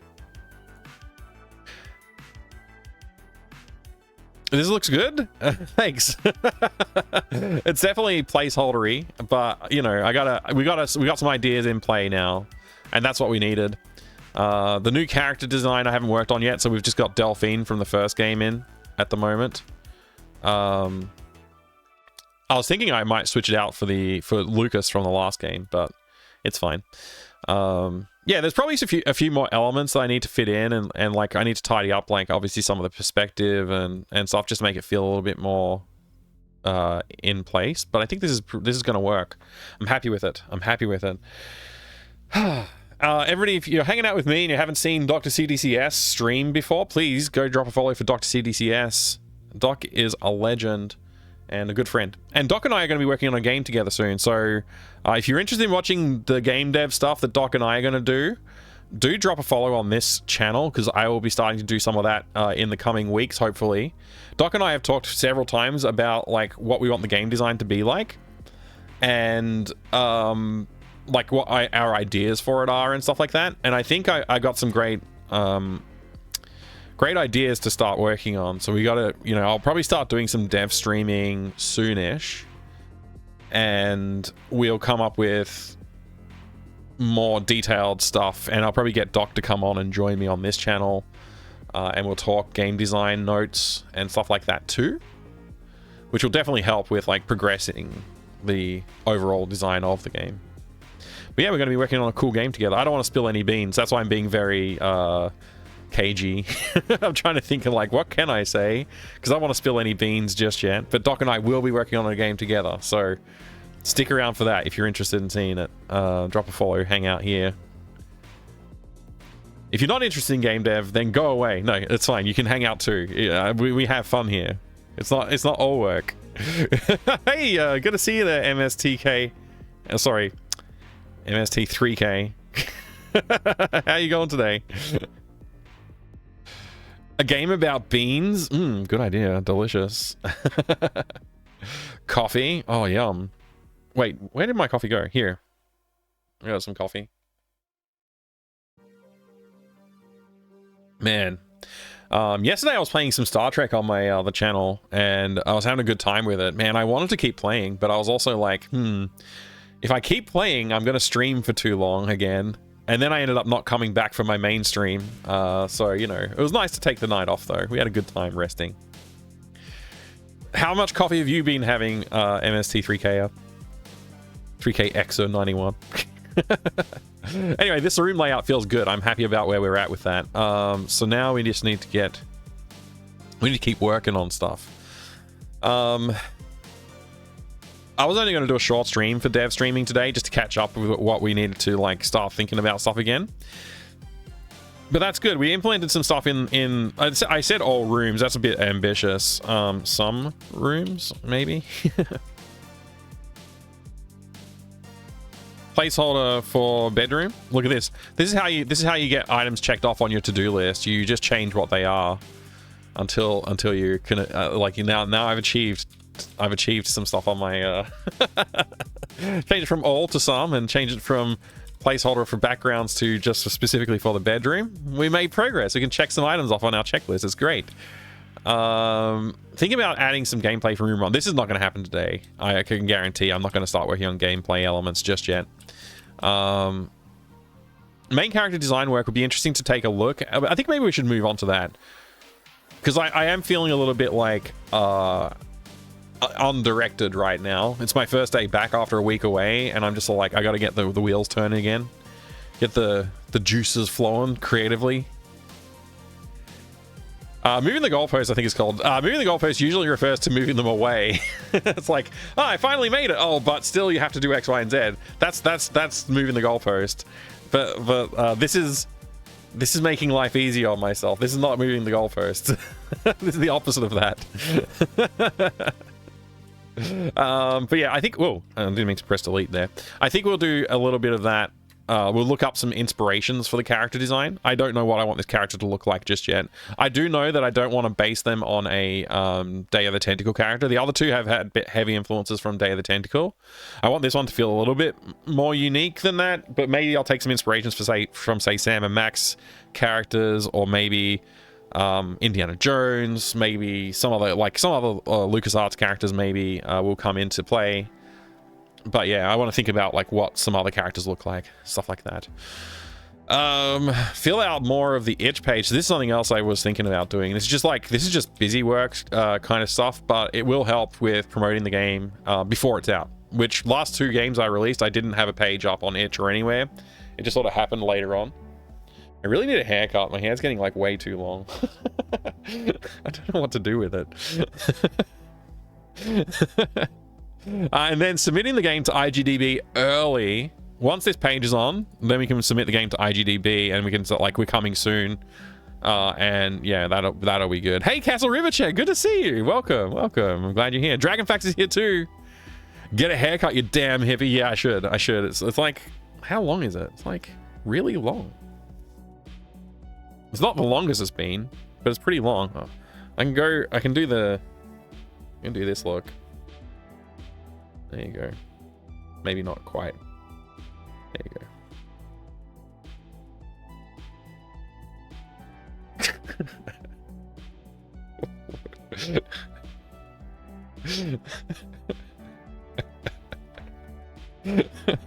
It's too cold for haircuts at the moment. It has been cold, yeah. When I shaved, I noticed the difference. Even though I didn't like completely remove the beard, I just shortened it. I noticed the difference. It's definitely too cold at the moment. Someone's gonna mistake me for a girl. Oh no. It's the end of the world. I missed a call? No message was left. I didn't even recognize his number. Lame.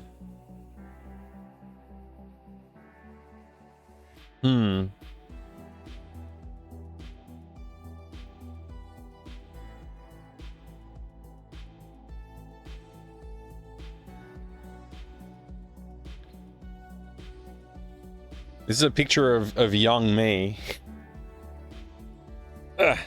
What am I doing? I'm just trying to hold. Hang on, this is impossible. There you go. That's long-haired hippie me. I don't know why it's in black and white, by the way. It's just the way it was. It was at my parents' house last time I visited. I noticed that photo. I don't know why it's in black and white.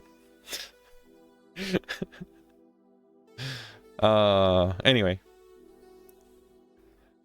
Back in the 60s? I'm not that old. Gosh.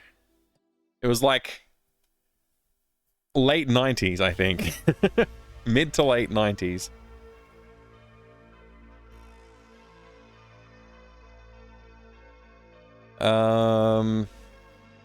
Yeah, okay. So I guess we can do some more background drawing if we want to.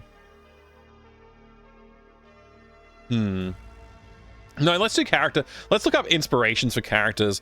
Let's see now. Let's just go look at Sam and Max. Dang.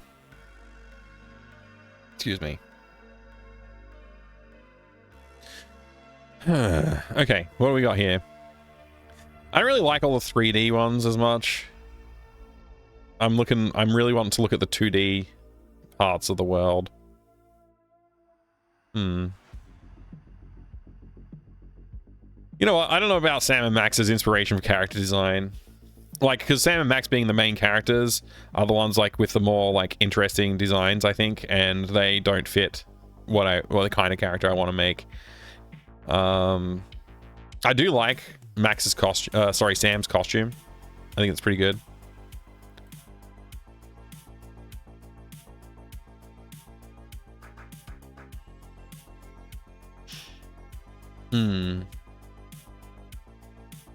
What is a character that we could take from like the cast that has like a good inspiration for a design?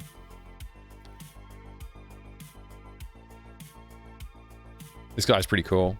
I like this guy. The ride operator. The Cone of Tragedy. Such a good... The Sam and Max has some really great writing. Have you played Dr. CDCS if you're still here? And I know if you're not, that's totally cool. But if you are still here, have you actually played Sam and Max Hit the Road yet? You should totally play it, if not. Not yet. You should totally play it soon. It's so good.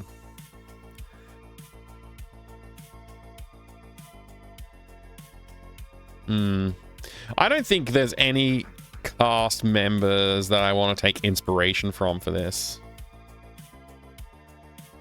This is the intro of the game. The game opens with this scene. It's hilarious. Friends? Oh my gosh. Friends? Let's see. What other games could we take some inspiration from character design? Day of the Tentacle cast.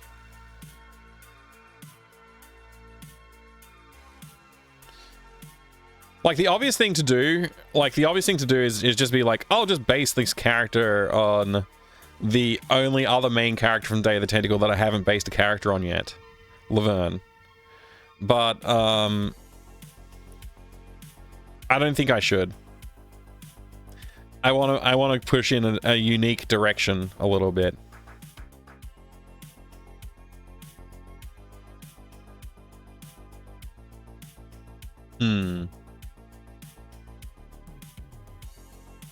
In this style, there's really not much else that LucasArts did.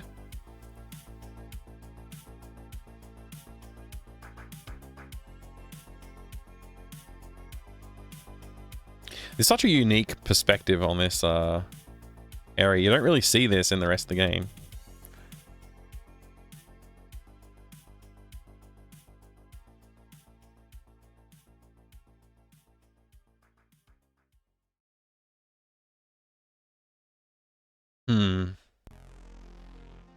Maybe the clown, we could take the clown as inspiration.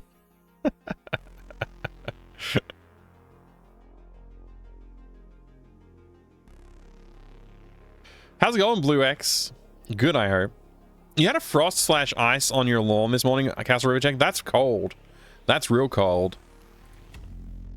Here's an interesting idea. Maybe we could base one of the characters, base on one of the characters in this picture.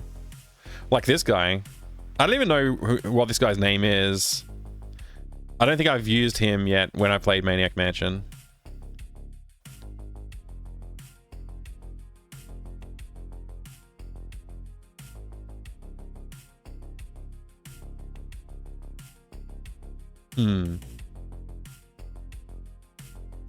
All right. Let's look up some other inspirations. So another thing I did last time was I was like, what about Marty McFly as a cool inspiration for character design? So maybe I can like look up some other pop culture references as well. Going pretty good. Just had some caramel chocolate. Ooh, yum. How am I? I'm all right, actually. Not bad. I'm just, like I said, I was trying to take an easy today, ease my way back into doing the dev streams, not push too hard. So I'm pretty good right now. I'm having a good time, just like feeling zero pressure and just having some fun. And we made a little bit of progress today. Like if all I did was draw that background prototype, the placeholder, I'd be pretty happy today with today's progress. Like I really wasn't aiming to do that much. So actually, here's a great, this is just a good reference art piece. This is a really good reference art piece, actually. I'm gonna pull this one out in a new tab here. It's a good reference because it has like more, there's like stuff going on, like there's like these weird things in jars. There's like the computer fair poster, there's like a couch, a weird rug, a few other foreground elements. Just like things like the computer. Weirdly, the computer itself is on the floor and there's books on the desk. I don't know. Like nobody would put their Commodore on the floor like that usually, right? Stacks of paper. Yeah, this is like all weird and wacky stuff. There's a metal poster. Nice. Ceiling fan. I guess I never would have thought of that as a ceiling fan, but it's obviously supposed to be a ceiling fan. Or a light fitting, I guess. Like a lampshade. Anyway, yeah. This is a good inspirational background that I can use as reference when I later go on and do some other stuff. But that's not what I'm looking for. I think Back to the Future had a cartoon. Oh, it did? Interesting. What about, I would like to say, like, Ghostbusters would be a cool one to take inspiration from, but, like, the iconic Ghostbuster design is just wearing like, an overall sort of one-piece thing with the proton pack on, and that's not something I can really take and bring into a game character without being, like, really obvious. Like, it's just a Ghostbuster at that point. So I think I need to find something else. Definitely have some Commodore VIC-20s on the floor. But, like, okay, sure. Like, yes. But, like, you don't use them on the floor, right? Like, the... I think it's a weird place to store one. That, like, it should be an actively used machine. But yeah, you're right. You're absolutely right. They do go on the floor occasionally. Or they're stored on the floor. Actually, you know what? Maybe Full Throttle. Maybe I did draw some inspiration from Full Throttle for the first game's character design. Maybe I can go back to Full Throttle. Maybe I can go back to the Dig, perhaps. Although the Dig has also got that problem of, like, they're wearing uniforms, so they're not that interesting to base character design on. But yeah, let's go back and take a look at Full Throttle.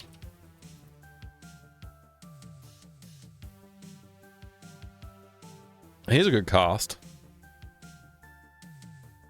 So last time I took some inspiration from this character and this character, and I also took inspiration from Hoagie.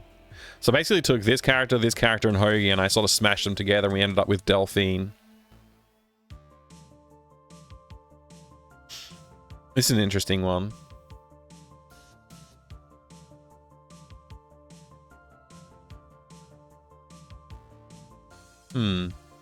Maybe I could do, like, a costume inspired by the Dig. Just taking the colors of their clothes, maybe. And applying them. And then, like, maybe I can couple that with something from Full Throttle.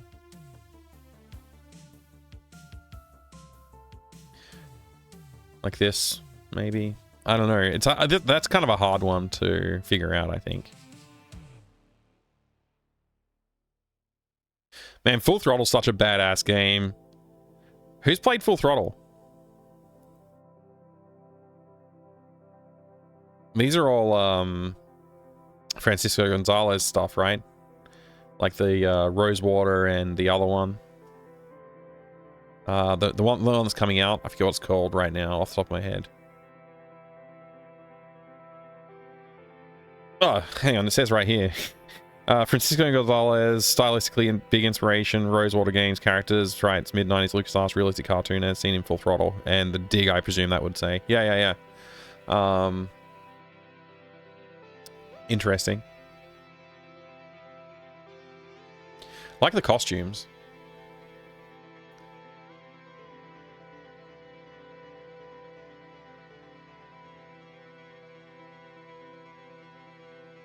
Power Rangers, use Power Rangers as an inspiration for my character design.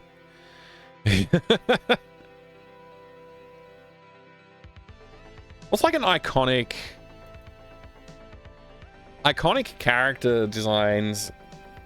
Like, you think of Indiana Jones, you think of like Marty McFly, you think of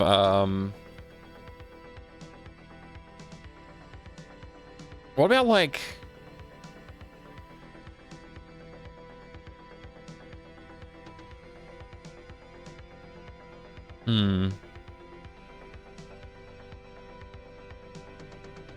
I don't know. Full Throttle is really cool. I love Full Throttle. Doc, if you haven't played it, you need to play it too. You got to play all the LucasArts games, mate. You're missing out. And then we can talk about them. And I won't be spoiling anything.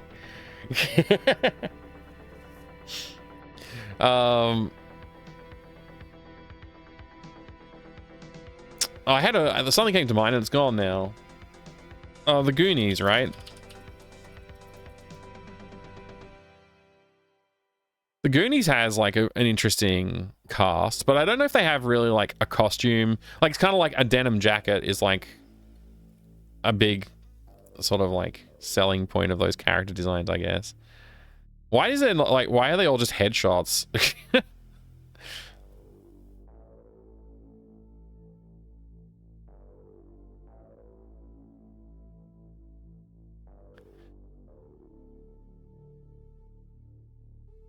The yellow jacket, that's definitely an inspiring.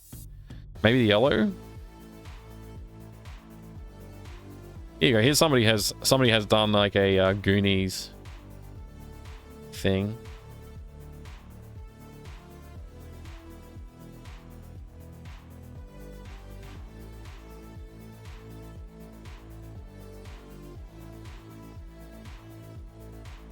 Here's another one. I kind of like the trench coat idea, actually.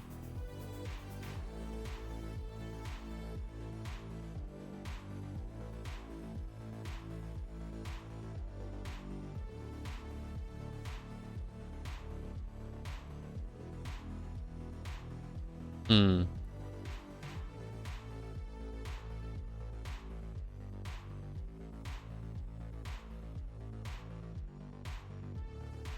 I'm looking for inspiration. If anybody's got any ideas or like stuff to look at for inspiration for character designs. Like what I just did 90s character designs. What comes up when you search for 90s character designs? Or 80s character designs? Like these are all just pretty generic looking.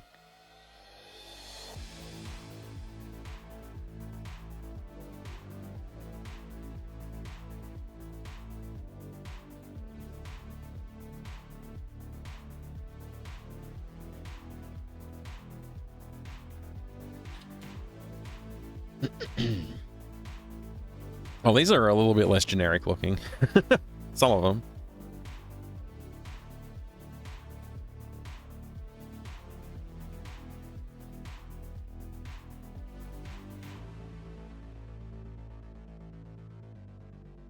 Depends on the character traits are. Yeah, I guess like the traits are.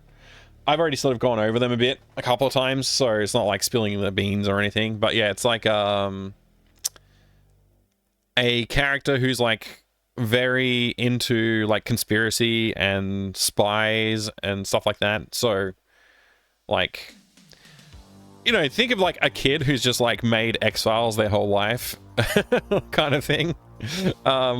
Something along those lines.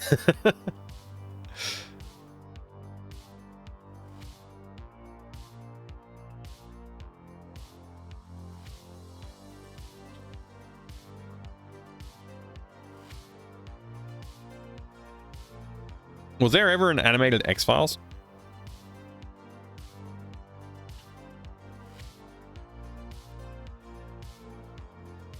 Yeah, I don't think like a boring suit doesn't work for a kid. You can't just have a kid in a boring suit. Like that's a bit of a huge limitation as well, right?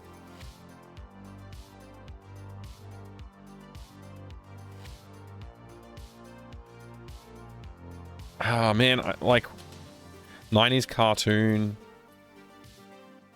Like what comes to my mind is like, what about like characters from like, gee, I don't know. We could use Doug.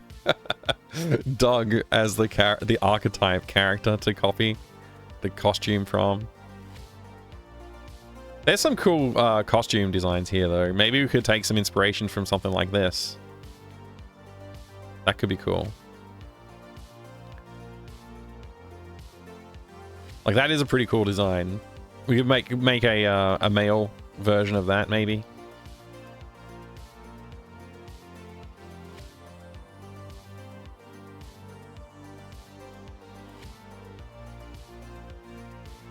These are pretty cool. Got like the hoodies and stuff going.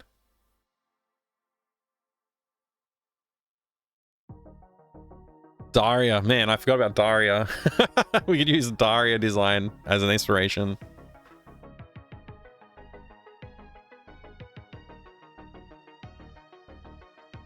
Samurai Pizza Cats or whatever that's called. That's what that's called, right? Or is that SWAT Cats? That's SWAT Cats? I forget what that one is.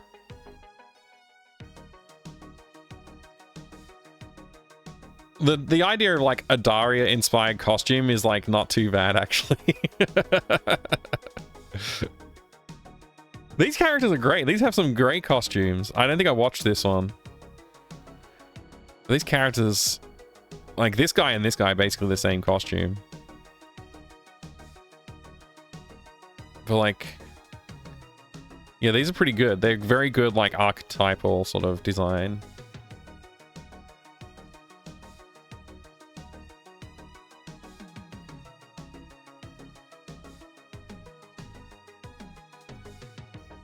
This is hard. It's hard, like, looking for inspiration is tricky.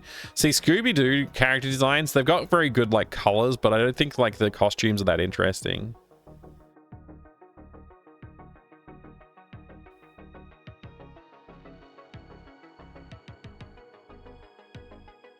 Like, you want something that's a little bit unique, like with the costume. Rocko's Modern Life, we could do that. Put the Rocko's shirt on.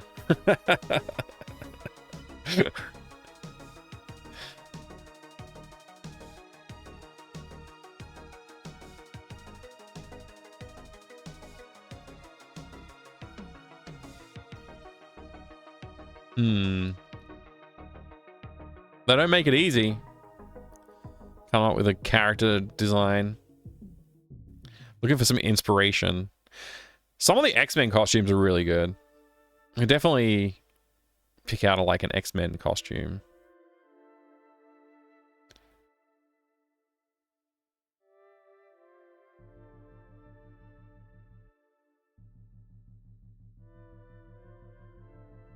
This is a hard one because, like, I'm not sure, like, how long I can really stand to just be looking at pictures before I give up.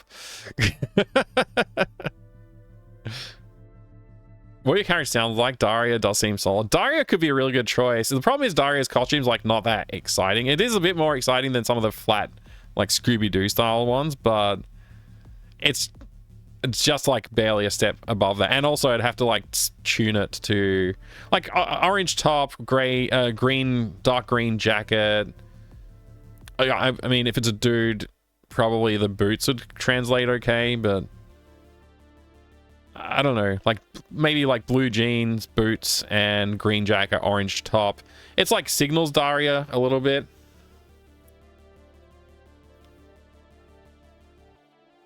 But I don't know if it signals so much like the other stuff. But maybe it does. Maybe it does.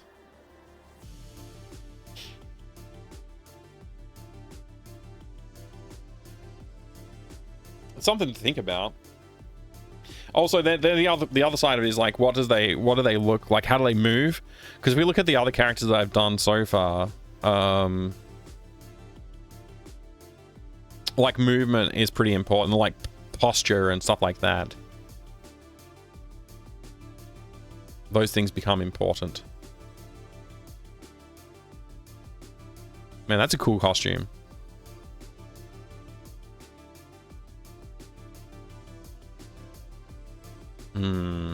Like, Daria does, like, there's a tone to Daria that's just, like, very flat and, like, unemotive, and that's kind of like the point of the character a little bit.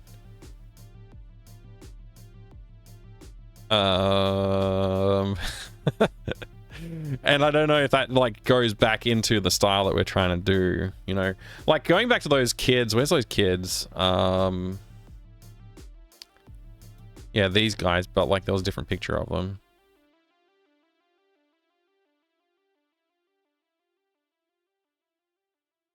These people, where was the crew?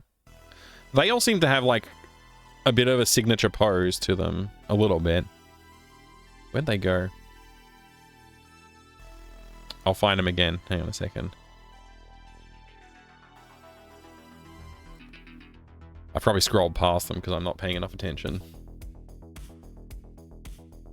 Here. These guys. The recess kids. Okay, like, she's got a signature pose, which works really well. He's kind of got a bit of a pose going on. This character maybe less so, but, like, it is a bit of a, like, he does have a posture that sort of signals his character's, like, and his face as well, I guess. But the face and the posture sort of signals he's very concerned and shy. This kid's definitely, the bigger kid's definitely shy but friendly. Inquisitive, interested. Outgoing and happy, ready to play some basketball, obviously. Got some attitude, this one's got some attitude. I actually really like this design. I think maybe I could use that as a bit of inspiration. This guy looks like he's cheeky, like he's got something going on. He's got a deal going down.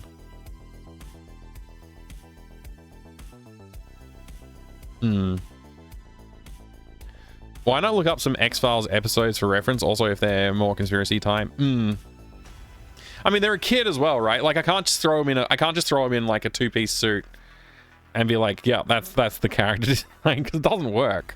It doesn't work for what we're doing. Like, the kid's climbing out their window to get away from, like, because they've been locked in their bedroom by their annoying sibling, and then they get caught by their aunt and brought back inside to do their chores, right? So, like, the gameplay, the story and the gameplay that we're going for, we have to, like, the kid has to match that. And I think, like, this sort of, like, ensemble is pretty good, actually. Something like this, but we just translate that to, like, a male character. Like, this is, I guess this is supposed to be, like, more of a tomboy with attitude style character, and that becomes just a boy with attitude style character, which doesn't, I don't know if that translates well. Same with Daria. I don't know if Daria translates well.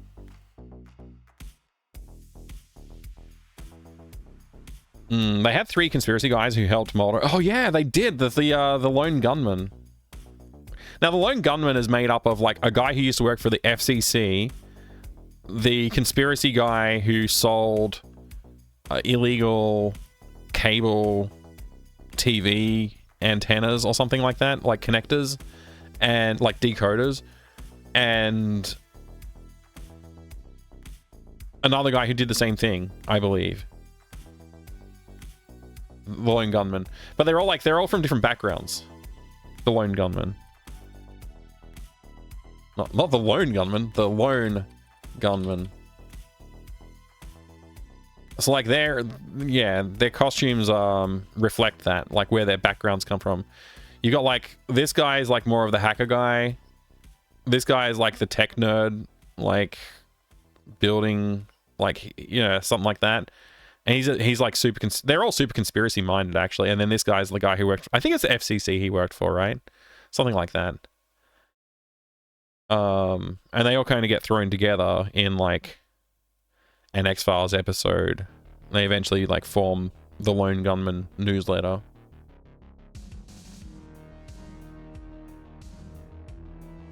But yeah, like this guy, I guess, is like metalhead a bit of a metalhead, you know.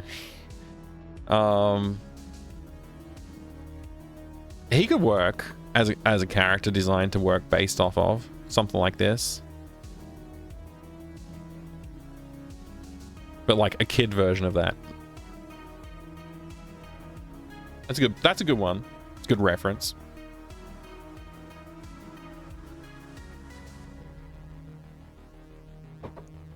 And if I remember right, like this guy sort of sees himself as like very businesslike and like friendly, but he's not.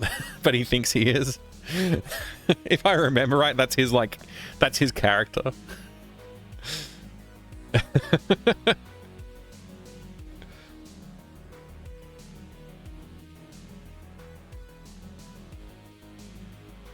I don't know if there's much in here that we could use as like a archetype. Like jeans and t-shirt, like this is not bad. Like this look is not bad, but maybe we take the colors and some of the other inspiration from some of the other stuff we were looking at.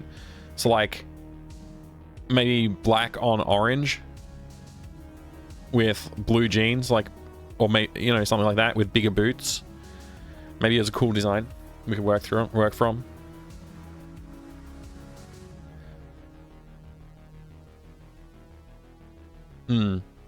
There's a lot of like stuff we could use inspiration for character design. I actually don't mind this idea, actually, because I don't think we saw any.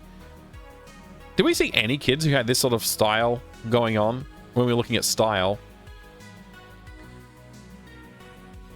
Like their ensemble, whatever you call it, what they were wearing.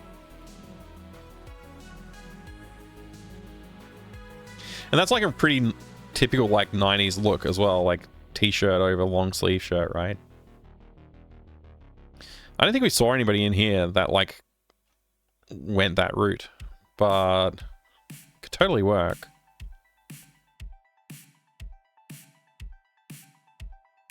You familiar with Recess cartoon? Not really, but we did see this poster. Bro Zizzle, good to see you. No, sorry, Bo Rizzle. Sorry about that, Bo. I have not watched this, but these character designs are really good, I think. Like, yeah, I just scrolled back to it. We were looking at it like a few minutes ago. But yeah, like this character here is like my favorite. Like this one's a very standout character design, and I like what's going on with the jacket, the attitude, the boots. Like this is a really good character design. But they all have like a good silhouette, I think. Like these two look too similar to me. This kid and this kid, they look too similar. Like if I was going to design a group of kids, I wouldn't have those two in it. They're just too similar to me. But like I know this one's bigger, and like he looks like he's a friendly kid, and he looks like he's a scared kid. Like they have character differences, you can tell.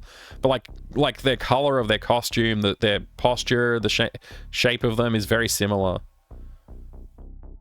But everything else about like all the other characters is very unique, and I like that. They have very simple design, but maybe that can help. Yeah, exactly. It needs to be simple because I need to be able to work with it. Like, you say this is simple, but then if you look at Scooby-Doo, like, that's like another step down, right? The Scooby-Doo characters are basically nothing. I don't know if I can scroll to one, but... we saw some scroll past before, and they're just, like, very plain. There's not enough there to like take inspiration from. Like you could be like, oh, that's Shaggy's colors, but you wouldn't really be like, that's Shaggy's costume. It's just, yeah, too simple, right?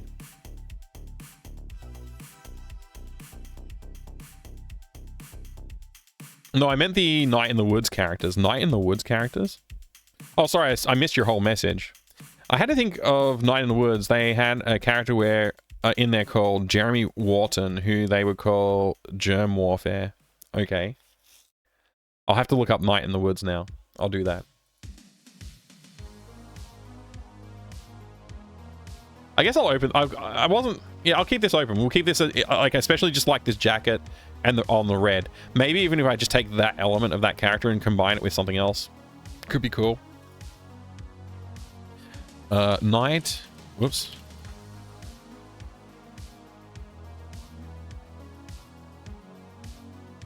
Oh, this is I'm vaguely familiar with this idea. They are very. I see what you mean. They are very simple character designs. And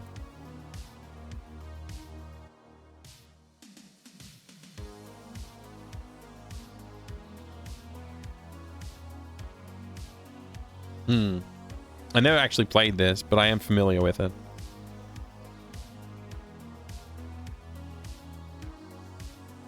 So I don't know which character you're referring to. I guess I need to look them up by name. Jeremy... W-A-R-T-O-N, Wharton. This character?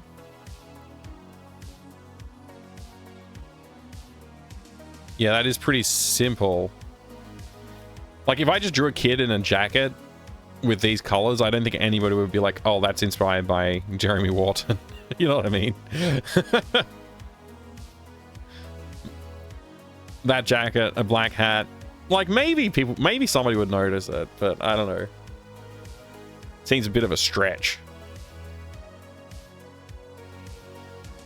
Interesting design, though.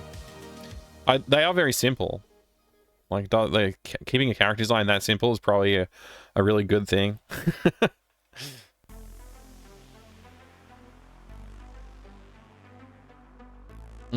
Interesting. Yeah, I like this look. It's a cool idea. Just like, I mean, I didn't really need to open this whole image for this idea of like clothes like that. Not a bad idea. And this was just here for reference for like thinking about background art again. I really like the way these rooms look for Day of the Tentacle. Thinking less references, more in terms of what the Conspiracy Kid would look like. Yeah. So like a hat's a good idea. Something I hadn't really thought about doing is a hat. Like Hoagie's got the backwards hat on. Maybe I can pull a hat off. We could do that.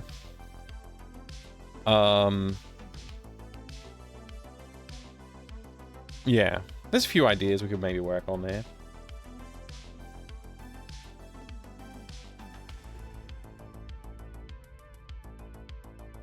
Oops.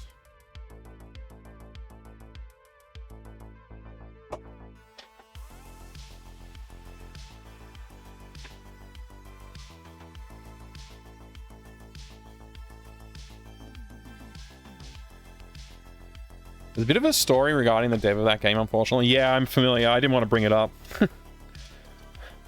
It's sad. It's a sad story, and it's, yeah, anyway. I don't want to talk about it, so we won't.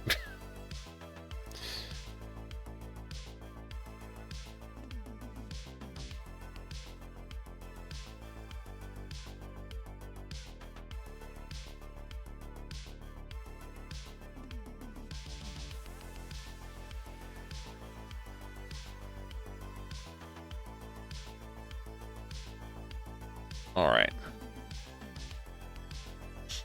So, a couple ideas.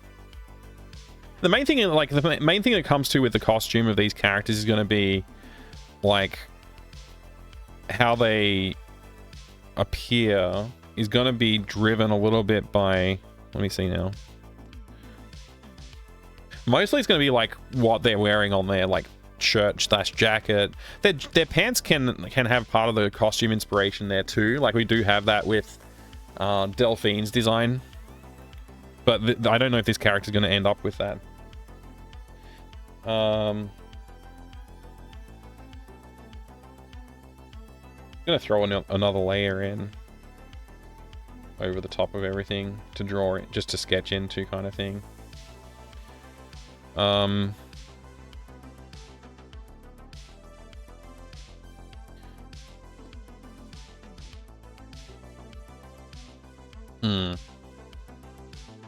So, like,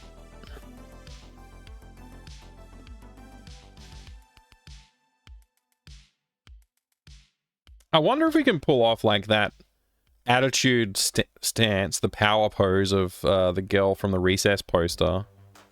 Can we translate that a little bit into a character? Like, just trying to figure out, like, in our style, like, this is going to be really loose for a second here, but, like, I feel like it's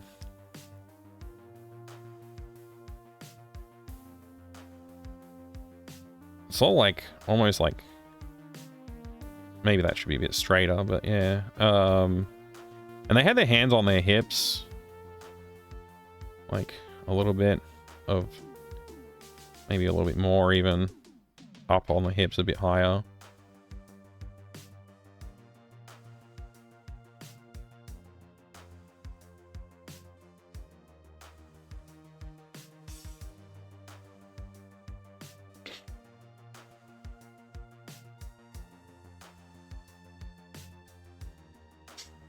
Something like that. So I wonder if, like, we can pull that pose off as, like, their stance when they're just standing around. They've always got their hands on their hips.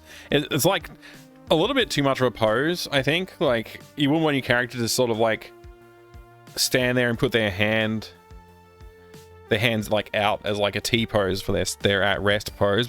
But maybe we could pull this off, this style, this look, like a little bit of a, you know, that sort of pose. So that's something to think about. Also, I'm not sure how big the head should be, because it probably should be bigger. Something like that, maybe. But yeah, like, coming up with, like, what kind of hat they should wear. Like, we could do the fedora thing, but I think the fedora thing's a little bit played out.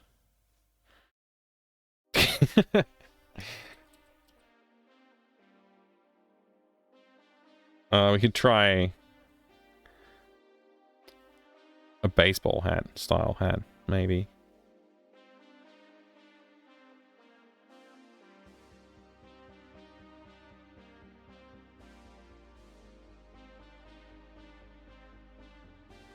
And in fact, that could, like, help us, like, sell part of the character design, which is, like, they're kind of, like, wanting, maybe they wear shades, you know. They hat and sunglasses sort of, like, is their way of, like, hiding themselves from the conspiracy government.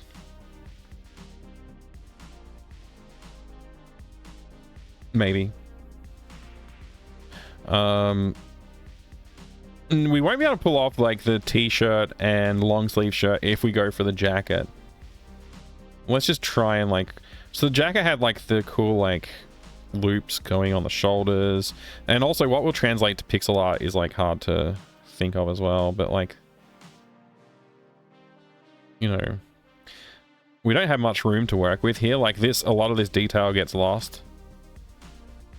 So like, and we already have like 2 characters with jackets on. Like, I don't know, maybe that's, I don't know. I don't like this pose either. I don't think I like the pose. But, just trying to like sketch in the idea first before I throw it away. Not so bad.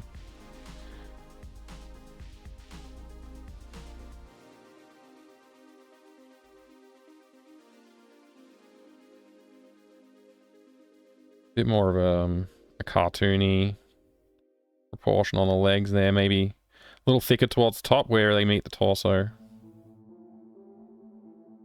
Or knee. Something like that.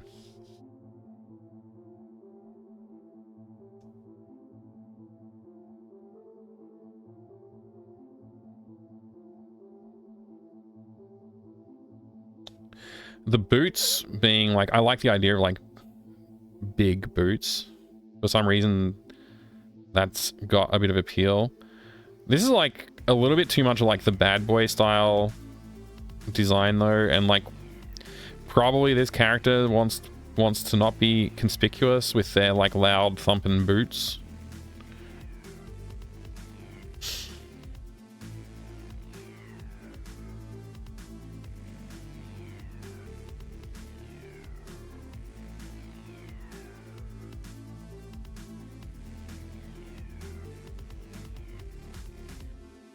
Maybe the jacket's a little short.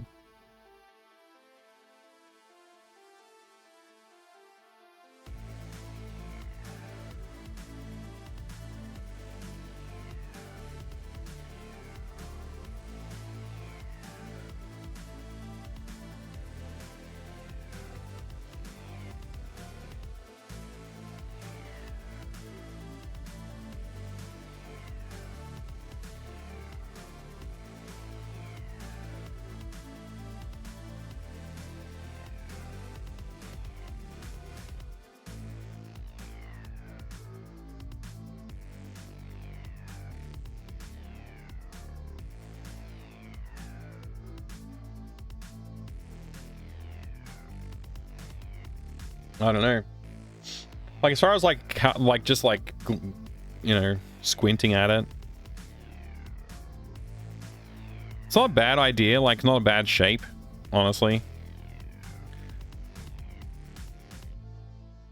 Something like that could work. I feel like it's very close to Delphine's sort of look as well, though. Unfortunately, I think Delphine's look is a little bit too much in that direction already. Baseball cap with a logo of the favorite PC company or some news outlet. That's an interesting idea. I think logos aren't going to sell. She's talking about like 5 pixels on the front of the hat, like in total. I don't think there's enough pixels there for a logo. You could do colors though, like if it's a very simple, like, you know, like a flag, something like that could work. Like if it's just like, you know, blue, white, red stripe, horizontal or vertical or whatever, you could work that out. But I don't know about like an actual logo. It's probably a little hard to sell.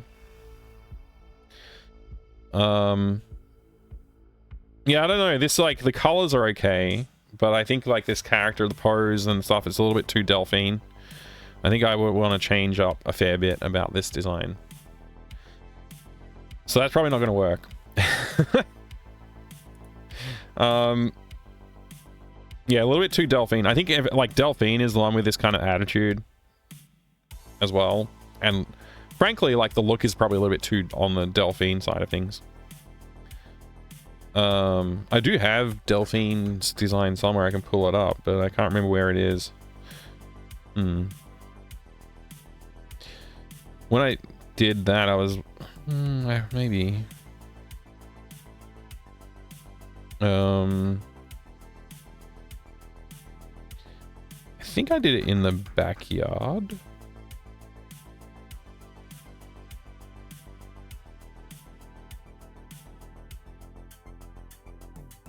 Those are like references for Delphine. I wanted to look at the Hoagie sprite.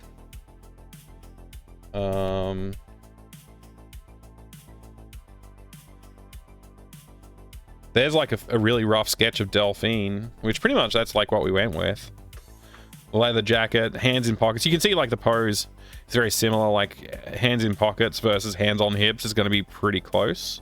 Black jacket, blue jeans. I think, yeah, and the boots. I think everything about this rough sketch is just already signaling a kind of like the other direction. Like that character can't really go this way. So I have to change. We won't be able to use that pose or colors. I think we need to change the jacket.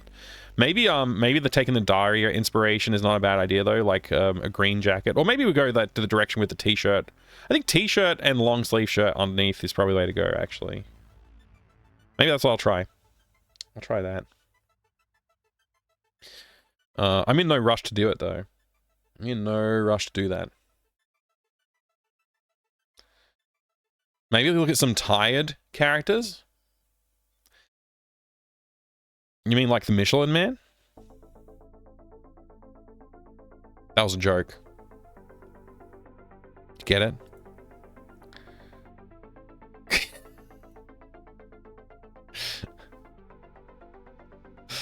I'll groan for you.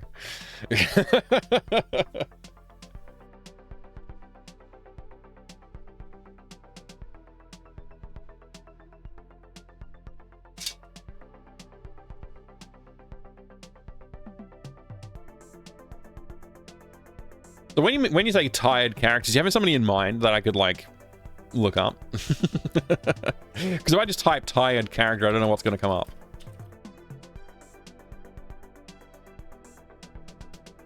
Like this sort of pose? I mean, the kid, like, I'm thinking spy. You know, spy character is like an inspiration that I want to go for. Like conspiracy theories, spies, agents, that kind of stuff. You know, like, I think trench coat is a really cool idea. I just don't know if I can pull it. Oh, maybe we can. Like, if I took like this sort of trench coat design, maybe we could pull that off. And we just have to like not have him wearing a suit though, you know. He has to be a kid wearing a trench coat. But yeah, like maybe I can take some inspiration from something like that. This is like not bad. Love this.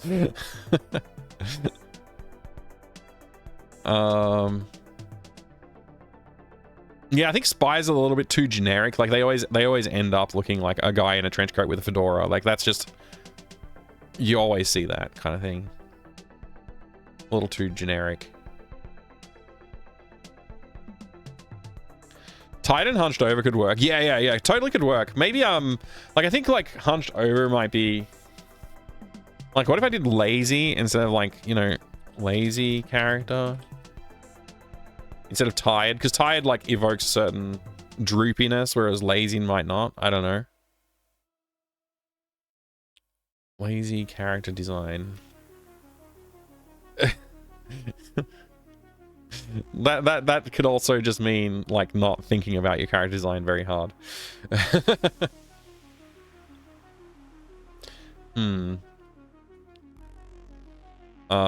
Relaxed character design.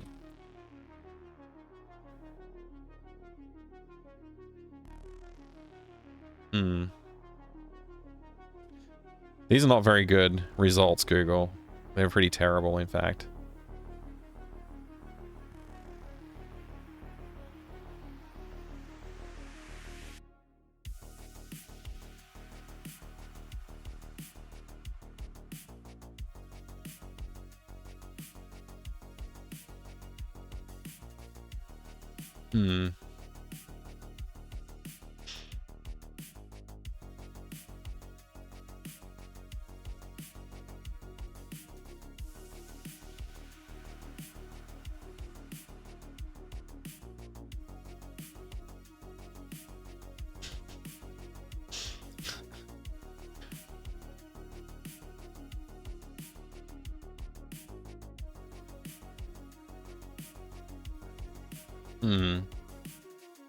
Yeah, like I said, normally I like reserve for the character design stuff to do offline because it takes me a while to find like an inspiration that like really strikes me before I draw something. And I usually draw like 2 or 3 different things and then sort of like try and narrow down one and see what it would look like if I fill in a few of the details, and then I usually find something and refine that and do the pixel art, and then I'm done. So I don't want to do the whole process because it's going to take me a while to do it. It's a little bit boring, I think. But this has been a good step forward on that road. I got a few things to like look at and consider. These are some really good character designs. I'll have to watch this cartoon and tell you what I think. Maybe my kids have watched it. I should see.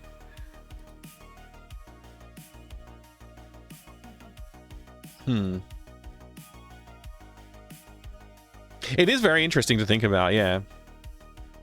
The idea of like a hunched over character might be interesting, but I think like tired is like a droopiness to it, whereas I think like you kind of want somebody being sneaky, like stealthy. Somebody who moves in like a sort of like, yeah, an interesting way. That's giving, like what you've said is actually giving me some ideas for how to animate the character, because I did want the character to have a bit more of a unique look to it, but still fit in with the other characters we've done. Like, you know, Delphine taking inspiration from Hoagie and Lucas taking a bit of inspiration from Bernard come to mind. And I want the character to have something that feels unique like that. So yeah, a more dynamic Mr. Burns. Maybe, yeah. Good. That's a good touchstone as well. I like that. I like that. All right. I guess we can. I guess we can actually check off like we did do some character design work. I still need to look into character designs, but got some great ideas. I don't know, I'll just check that, even though it's not really a thing. But yeah, it's some notes to think about for the next time. We didn't do any gameplay adding. I don't think we'll do that we probably won't do that next time either, because that'll be tomorrow. But I'll put it in tomorrow's list. Day 6. What time is it? It's 3:50. Yeah. I didn't want to go too long today. I did want to sort of keep it short and sweet today. So we'll see how much more time I can put in, but I don't know where we're going to be at. Whoops, that was supposed to be Control C, not V. I think what I want to do is like keep working on backgrounds.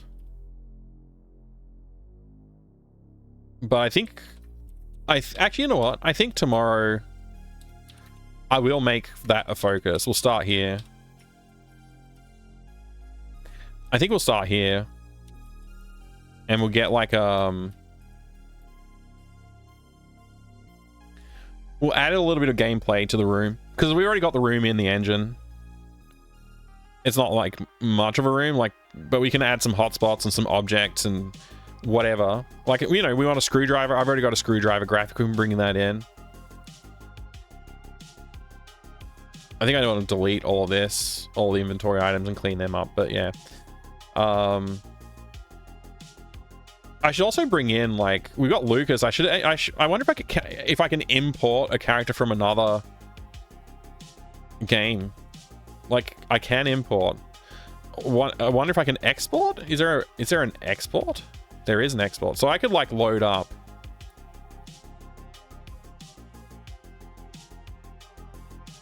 Hamster.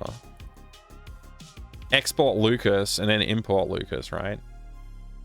So like if I go back to here, actually rename this character to be Sierra. Change their name to Sierra. Hey, thank you very much for the follow. Welcome in. It's great to have you. I have anonymous follows on the channel, but you're always very welcome to hang out and lurk or join the chat and say hi. Thank you so much for joining us. It's good to have you. What color should Sierra's dialogue be? Probably blue. I don't think we've done a blue dialogue yet. Yes, that's a nice blue. So we got Sierra, and so if I want to import from here and grab C. Lucas, Cypher Sage, hey, welcome. I need your advice. As a novice game developer, what game engine should I use? Ooh, what kind of game are you trying to make? First question. What kind of game are you trying to make? I tried combining myself with the bed and I got the that doesn't work response. Oh no, Adrian. Welcome back. Hopefully you get some sleep soon though. Gee, that's rough. A rough experience. Yeah, first question, Cypher Sage, is what are you trying to make? Honestly, no idea. Okay, that's the first thing you want to do. Decide what you want to make. At least in a general sense.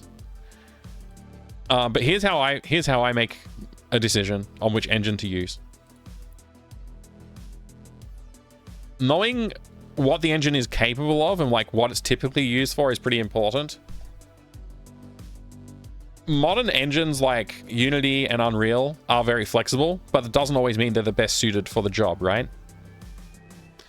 So for the game that I'm making is a point-and-click graphic adventure, old school style game.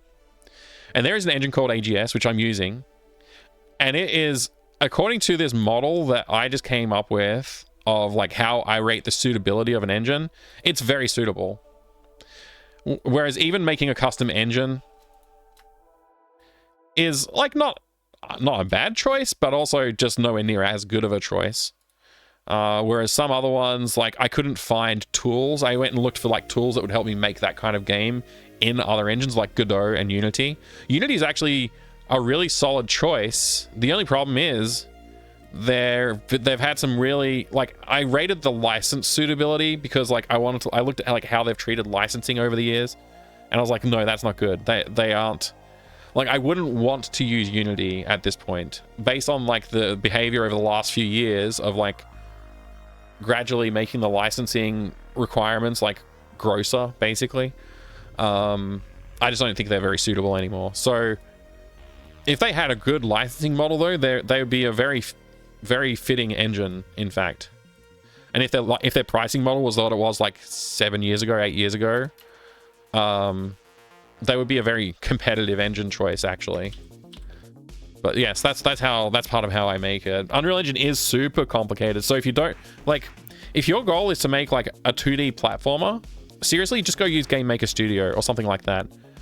It's a great choice. If you just want to make it a basic 2D platformer and get some experience with that, come up with some cool ideas that you can do, like, you know, characters with abilities. Maybe you want to make a Metroidvania or something like that.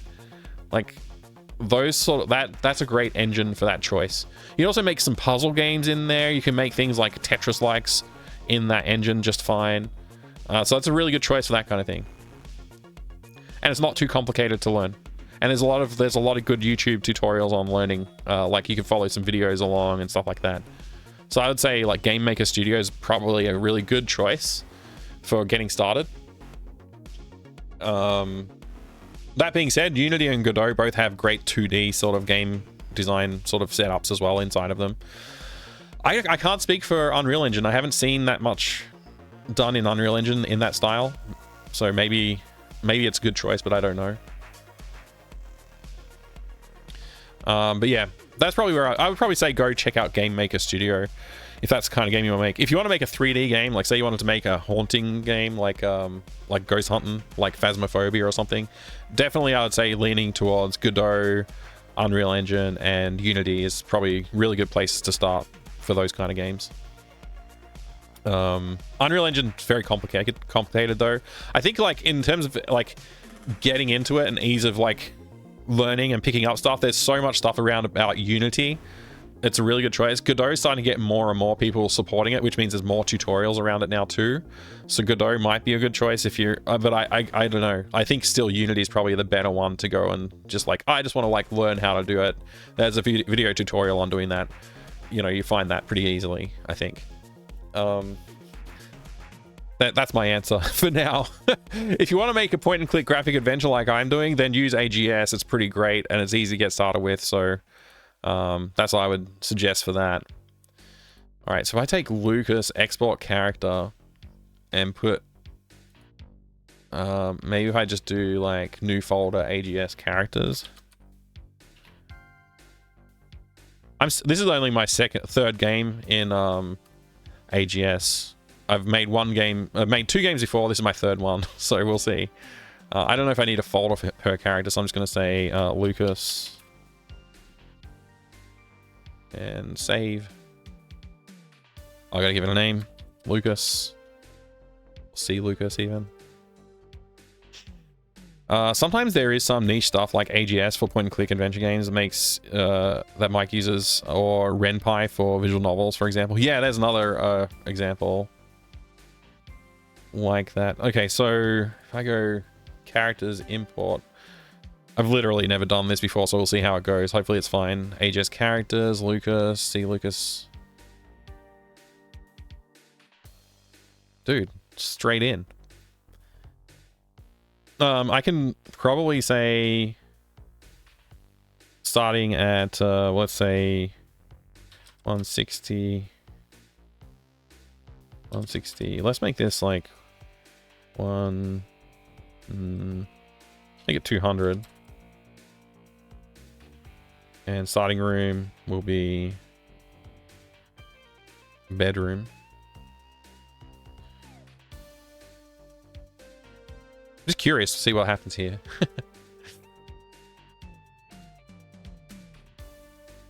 Hey, we got both characters on scene. Wait, somehow I'm controlling Lucas now? I guess when I imported it, maybe it made it the main character or something. I don't know. So we're gonna have a third character to add to this party as well soon. That's gonna be fun.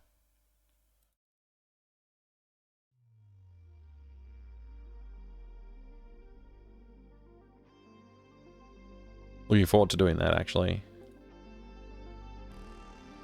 Yeah, actually, probably having these two characters on the screen while I'm drawing the third character will be a big help. Just to help, like, nail down the style that we want to go for.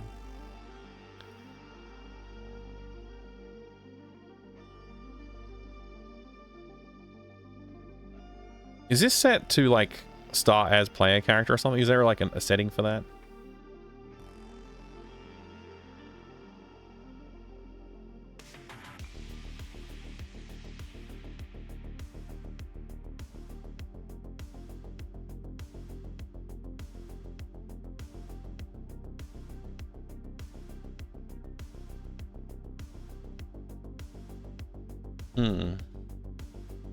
What if there's code that I left in place that's like setting the character to Lucas?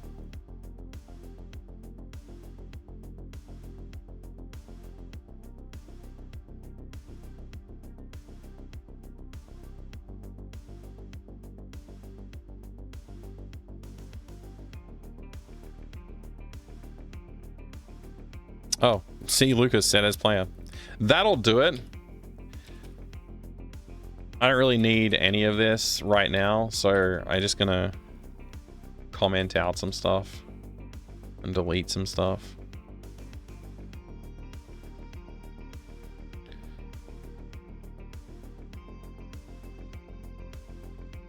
Now that I'm looking at Lucas again, he already kind of hunched over. Yeah, he does have a bit of like that posture to him. His posture was really inspired by Bernard's posture from Day of the Tentacle. It's not exactly because their body shape's a little different, but it is close. So now nobody's a character? Nobody's controllable? It's like I'm controlling nobody right now. I think I'm still controlling the cutscene character. So I should do C Sierra dot set as player.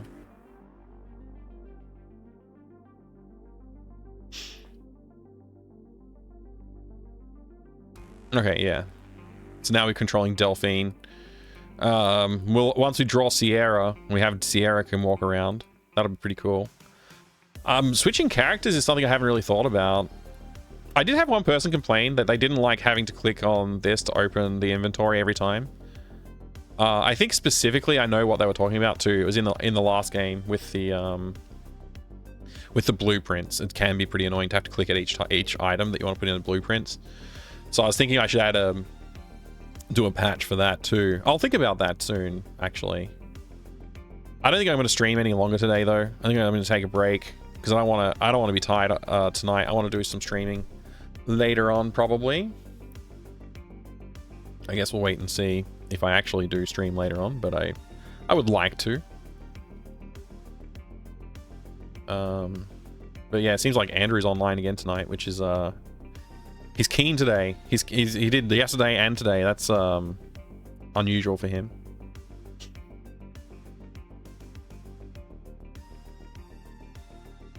I don't know, maybe I'll come back and do more dev streaming tonight. We'll see.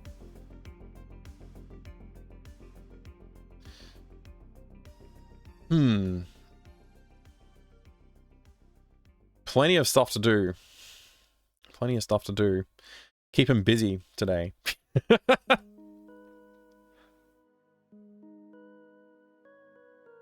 I do like I wonder if I should think about like character swapping and stuff like that soon, because that is something I want to do in the next game. Not this game. This game is only going to have one character to control, but the next game will have multiple characters to control, so that's something to think about as well.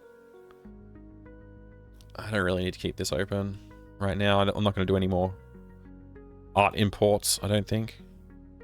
But yeah, it's interesting that I can do like character imports like that. That was good to be able to do that. It's pretty smooth and easy. No stresses importing Lucas like that. I guess I'll try and do Delphine's character and import that too. Might as well. This is just like experimental, but also useful information to have.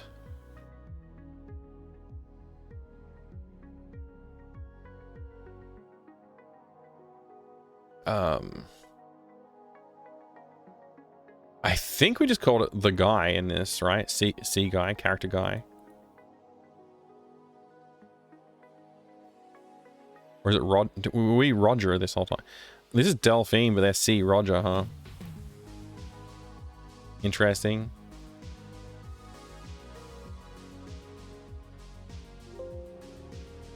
Oh, already used? Oh, okay. So like this is like the high res version of the character that I drew initially, and then I had to do a low res version of the character. And I didn't want to conflict the names for some reason.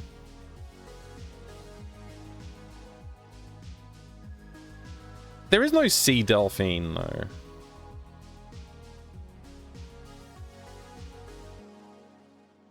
I don't get it. Why couldn't I name it Delphine? Whatever. If I just export this.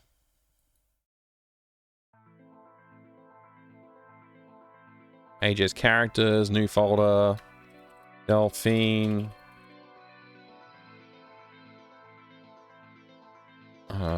C Delphine. And then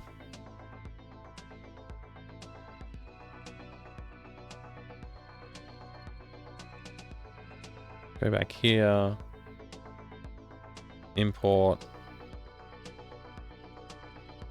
Delphine, C Delphine.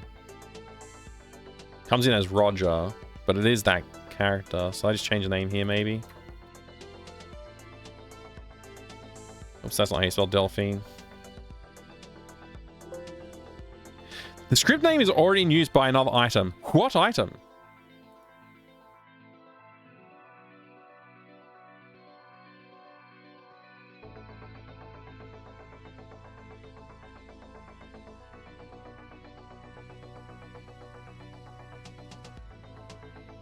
Like, I would like to know.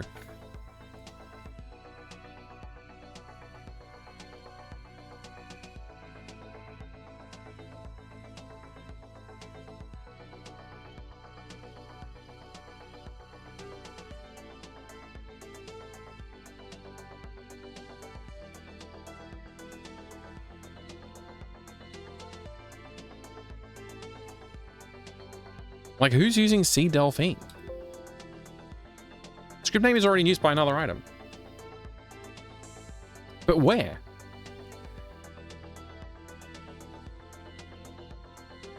I'm very curious about that. If I just change the name to Sea Delph instead of Sea Delphine, that'll be fine. But I got to figure out, like, where the heck Sea Delphine is being used. Hey, Zeke Mango, good to see ya.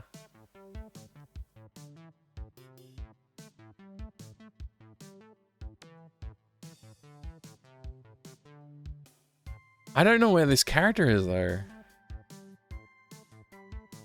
Like, what if I,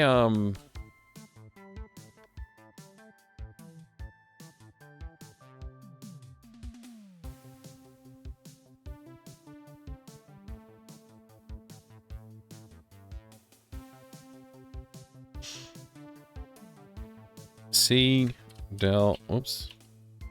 Delphine.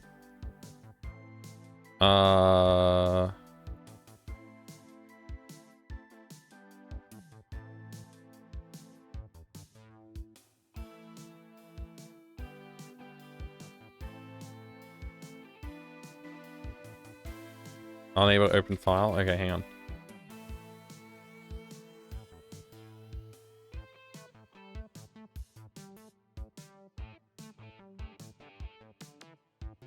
Wait, how does this work?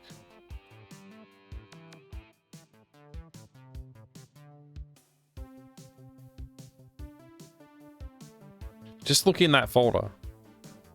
I think it's supposed to be like this, star dot star. I think you have to have a comma. No? Okay.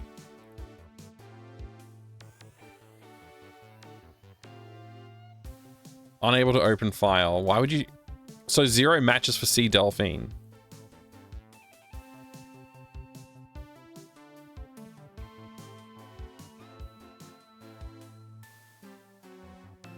So who the heck's using Sea Delphine then?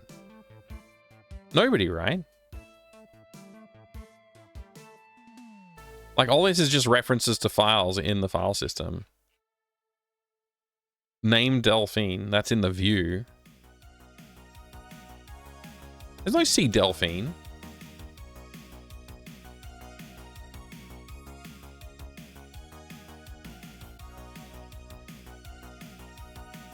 Makes no sense, man. I love that you're still going strong with the game development. Thank you, Zeke. Thank you. I will keep it up. I had a whole week off, so it's encouraging, though. Thank you. I took a whole week off last week because of reasons. But yeah, I'm going to keep working on this. I'm going to redo the character sprite for Delphine before the next game. The current game, Delphine's not actually in it. I just wanted to see how easy it was to bring them all in. So we've got Lucas and Sierra. Well, Sierra doesn't have a character sprite yet, but Lucas does. So, yeah, it'll be interesting to put all this together, though. I'm just gonna make maybe I should make Sierra use the views from Lucas instead.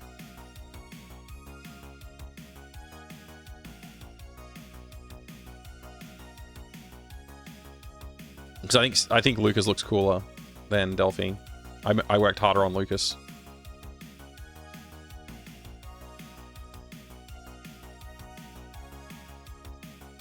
Yeah.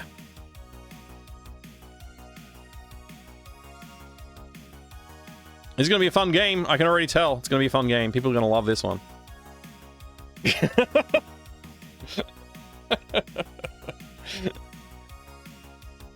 What if I just did a palette swap? You like that walk animation? So the truth is that was inspired by what's his name? Bernard from Day of the Tentacle. This guy.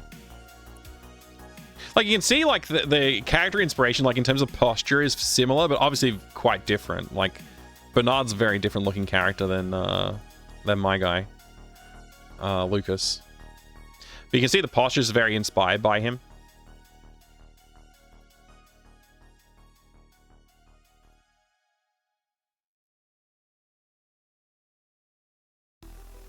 Very S-like posture, yeah.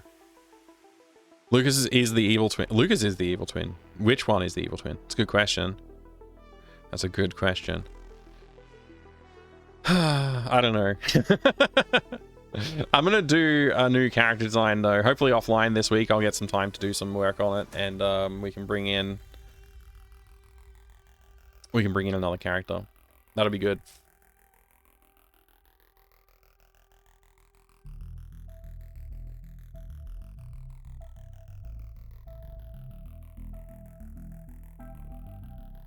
Wait, this is Day of the Steel Call. Hang on, cancel. I'm confused. Which project is this? This is the new one, right? Let me close the other ones. No saving changes. Alright, so this is the new one. I'm gonna change the name of the game so it's not Day of the Hamster. This is Day of the Redacted.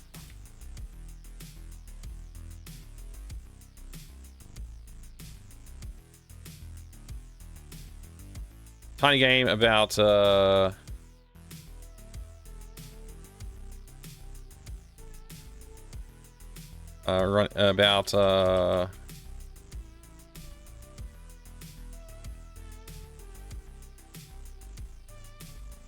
is technically an escaping scenario as well.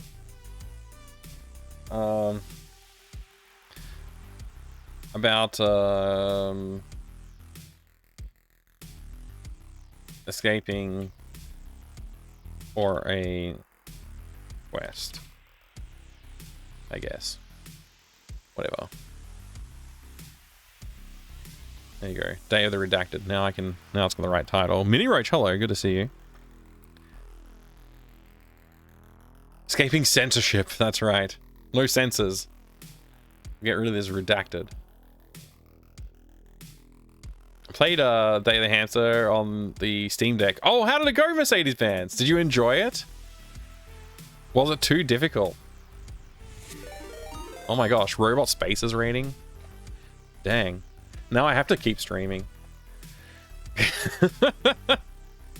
Robot Space has been working on a cool game too, working on some cover art today, if I remember right.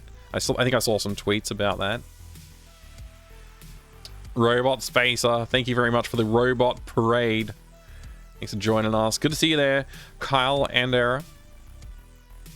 Welcome in. Ann Hinton, good to see you too. When you win this game, you get to see what the redacted part actually says. Yeah, sure. That's what you get to do. That's exactly what you get to do, right? Pixel Turkey, thank you for joining the Robot Parade. Good to see you. How are you going today? Just had a similar experience getting raided. Oh, really?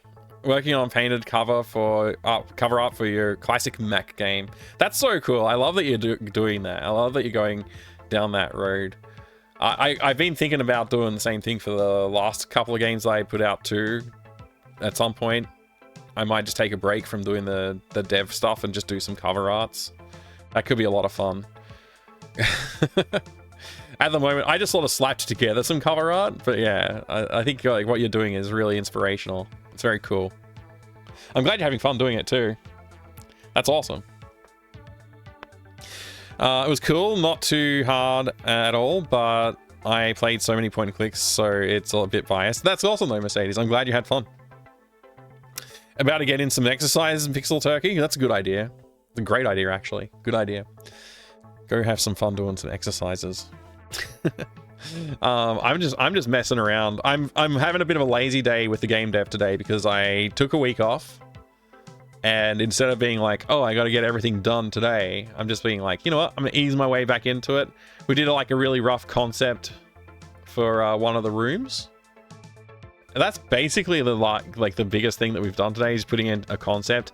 And I was just working on importing some other extra characters and seeing how that works and stuff. Because we're going to have a little bit more character interaction in this game than the previous ones. So it should be fun having some more characters to interact with and talk to and stuff. I haven't really implemented anything to experiment with that yet. Just got this. The main thing is we just drew this background. It's the main thing we've done today. Very lazy day. What engine am I using, Kyle? I'm using AGS, and it's working great because that's what it's designed to do, is make point and click adventure games. I do have issues with AGS. I do have complaints and things that I would like to change or fix. But ultimately, like, I've been able to make 2 games with it so far. 2 little adventure games, and they're quite fun. So, yeah. Speaking of, you should go check out. Should go check out the most recent one, Day of the Hamster. It's very good. Here it is. I'll show you the trailer for it. Everybody, if you're hanging out with me and you haven't checked out Robot Space's channel yet, if everything I've said so far hasn't made you go, I should go drop a follow, go drop a follow, seriously. Let's go shout out Robot Spacer. There we go. We'll get a shout out for Pixel Turkey as well. Doing another game devs as well. Here you go. Let's watch this trailer together. Well, it's loud. Turn it down. There you go.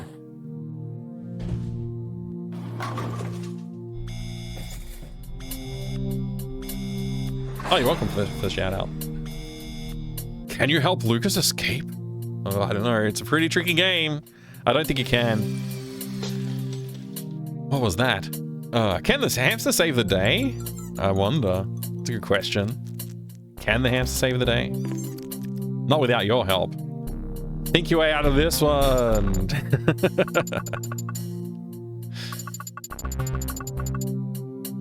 There you go. Go play this game. It's good. And it's free. Unless you want to give me money, in which case do. But, you know, I could use the money. But if you don't want to pay for it, you don't have to. It's free. It's great. There's so many adventure game devs in the Twitch community. It is great. I don't know when it all happened, but it seems like there's more and more people doing it, which is great. That's very inspiring, I think, seeing more people getting interested in doing it as well. But yeah, this is something I put together over the last. This took me like 2.5 months to make, I think. Mostly spare time work.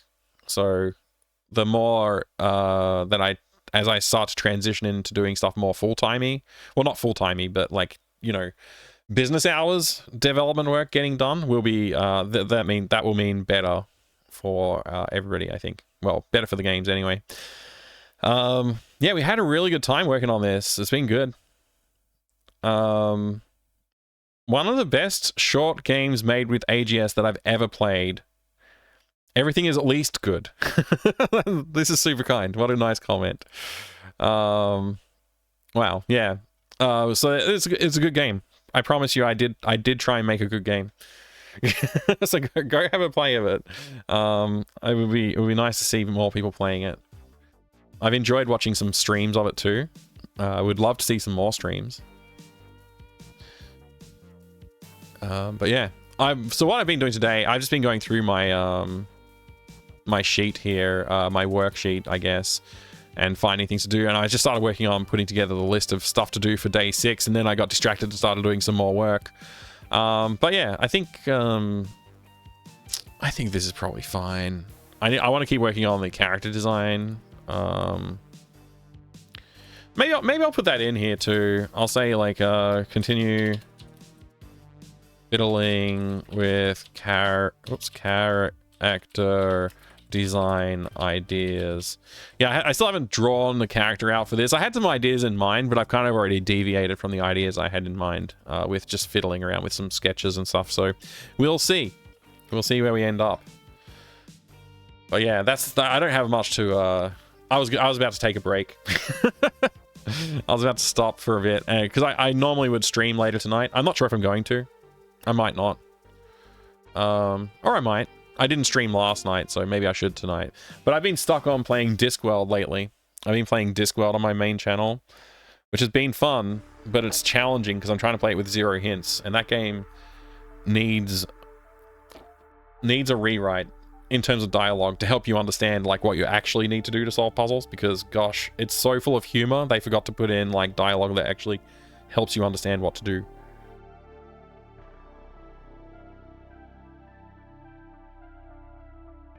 Well, that's some good water, actually. I want some more.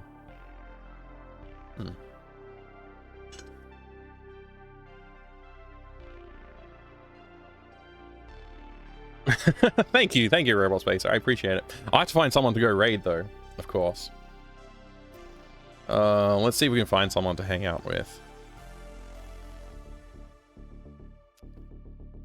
I don't see anybody else that I know doing the game devs right now.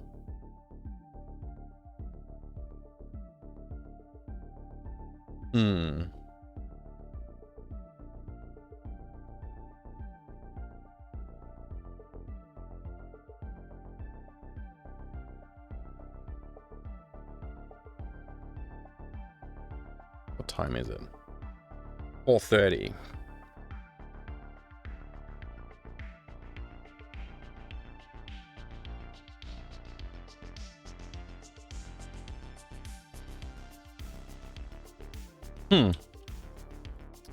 Gonzo, thank you very much for being here. I appreciate it. Everybody, if you want to hang out with me again later today, I might be online on twitch.tv/FractalMindMike. If I'm not, then I'll see you maybe tomorrow night. I should definitely be on there tomorrow night. I want to do more game dev streaming tomorrow, so please come back and hang out with me tomorrow while I do some more game dev streaming. We'll probably just draw in some more sketches of background art, get some more concepts down and stuff like that. Start doing some implementation of some of the puzzle design. We got lots and lots of work to do on this game. It's been a slow start on this one, unfortunately. But that is the nature of things sometimes. But yeah, I'm pretty excited about it. We got a lot more work to do on the puzzle design too. We got basically Act 1, and Act 1 is almost fleshed out enough to feel like it's fully interesting. But yeah, there's probably a little bit more work to do in Act 1. Act 2 and 3 is still very thin, if I remember right. Where did I put the design? Over here on this other window. Let me drag it across so I can have a look at it. Yeah, so Act 1 is fairly fleshed out. I think Act 2 is still super linear looking, and Act 3 is pretty much flat. So there's a lot of work to do to flesh it out, but the overall design is ready to go. Very good. Yeah, I think so, Doc. I think so. If you want to hang out for a bit after, though, I'm happy to hang out a bit. I just go I go move around and then come and hang out. Yeah.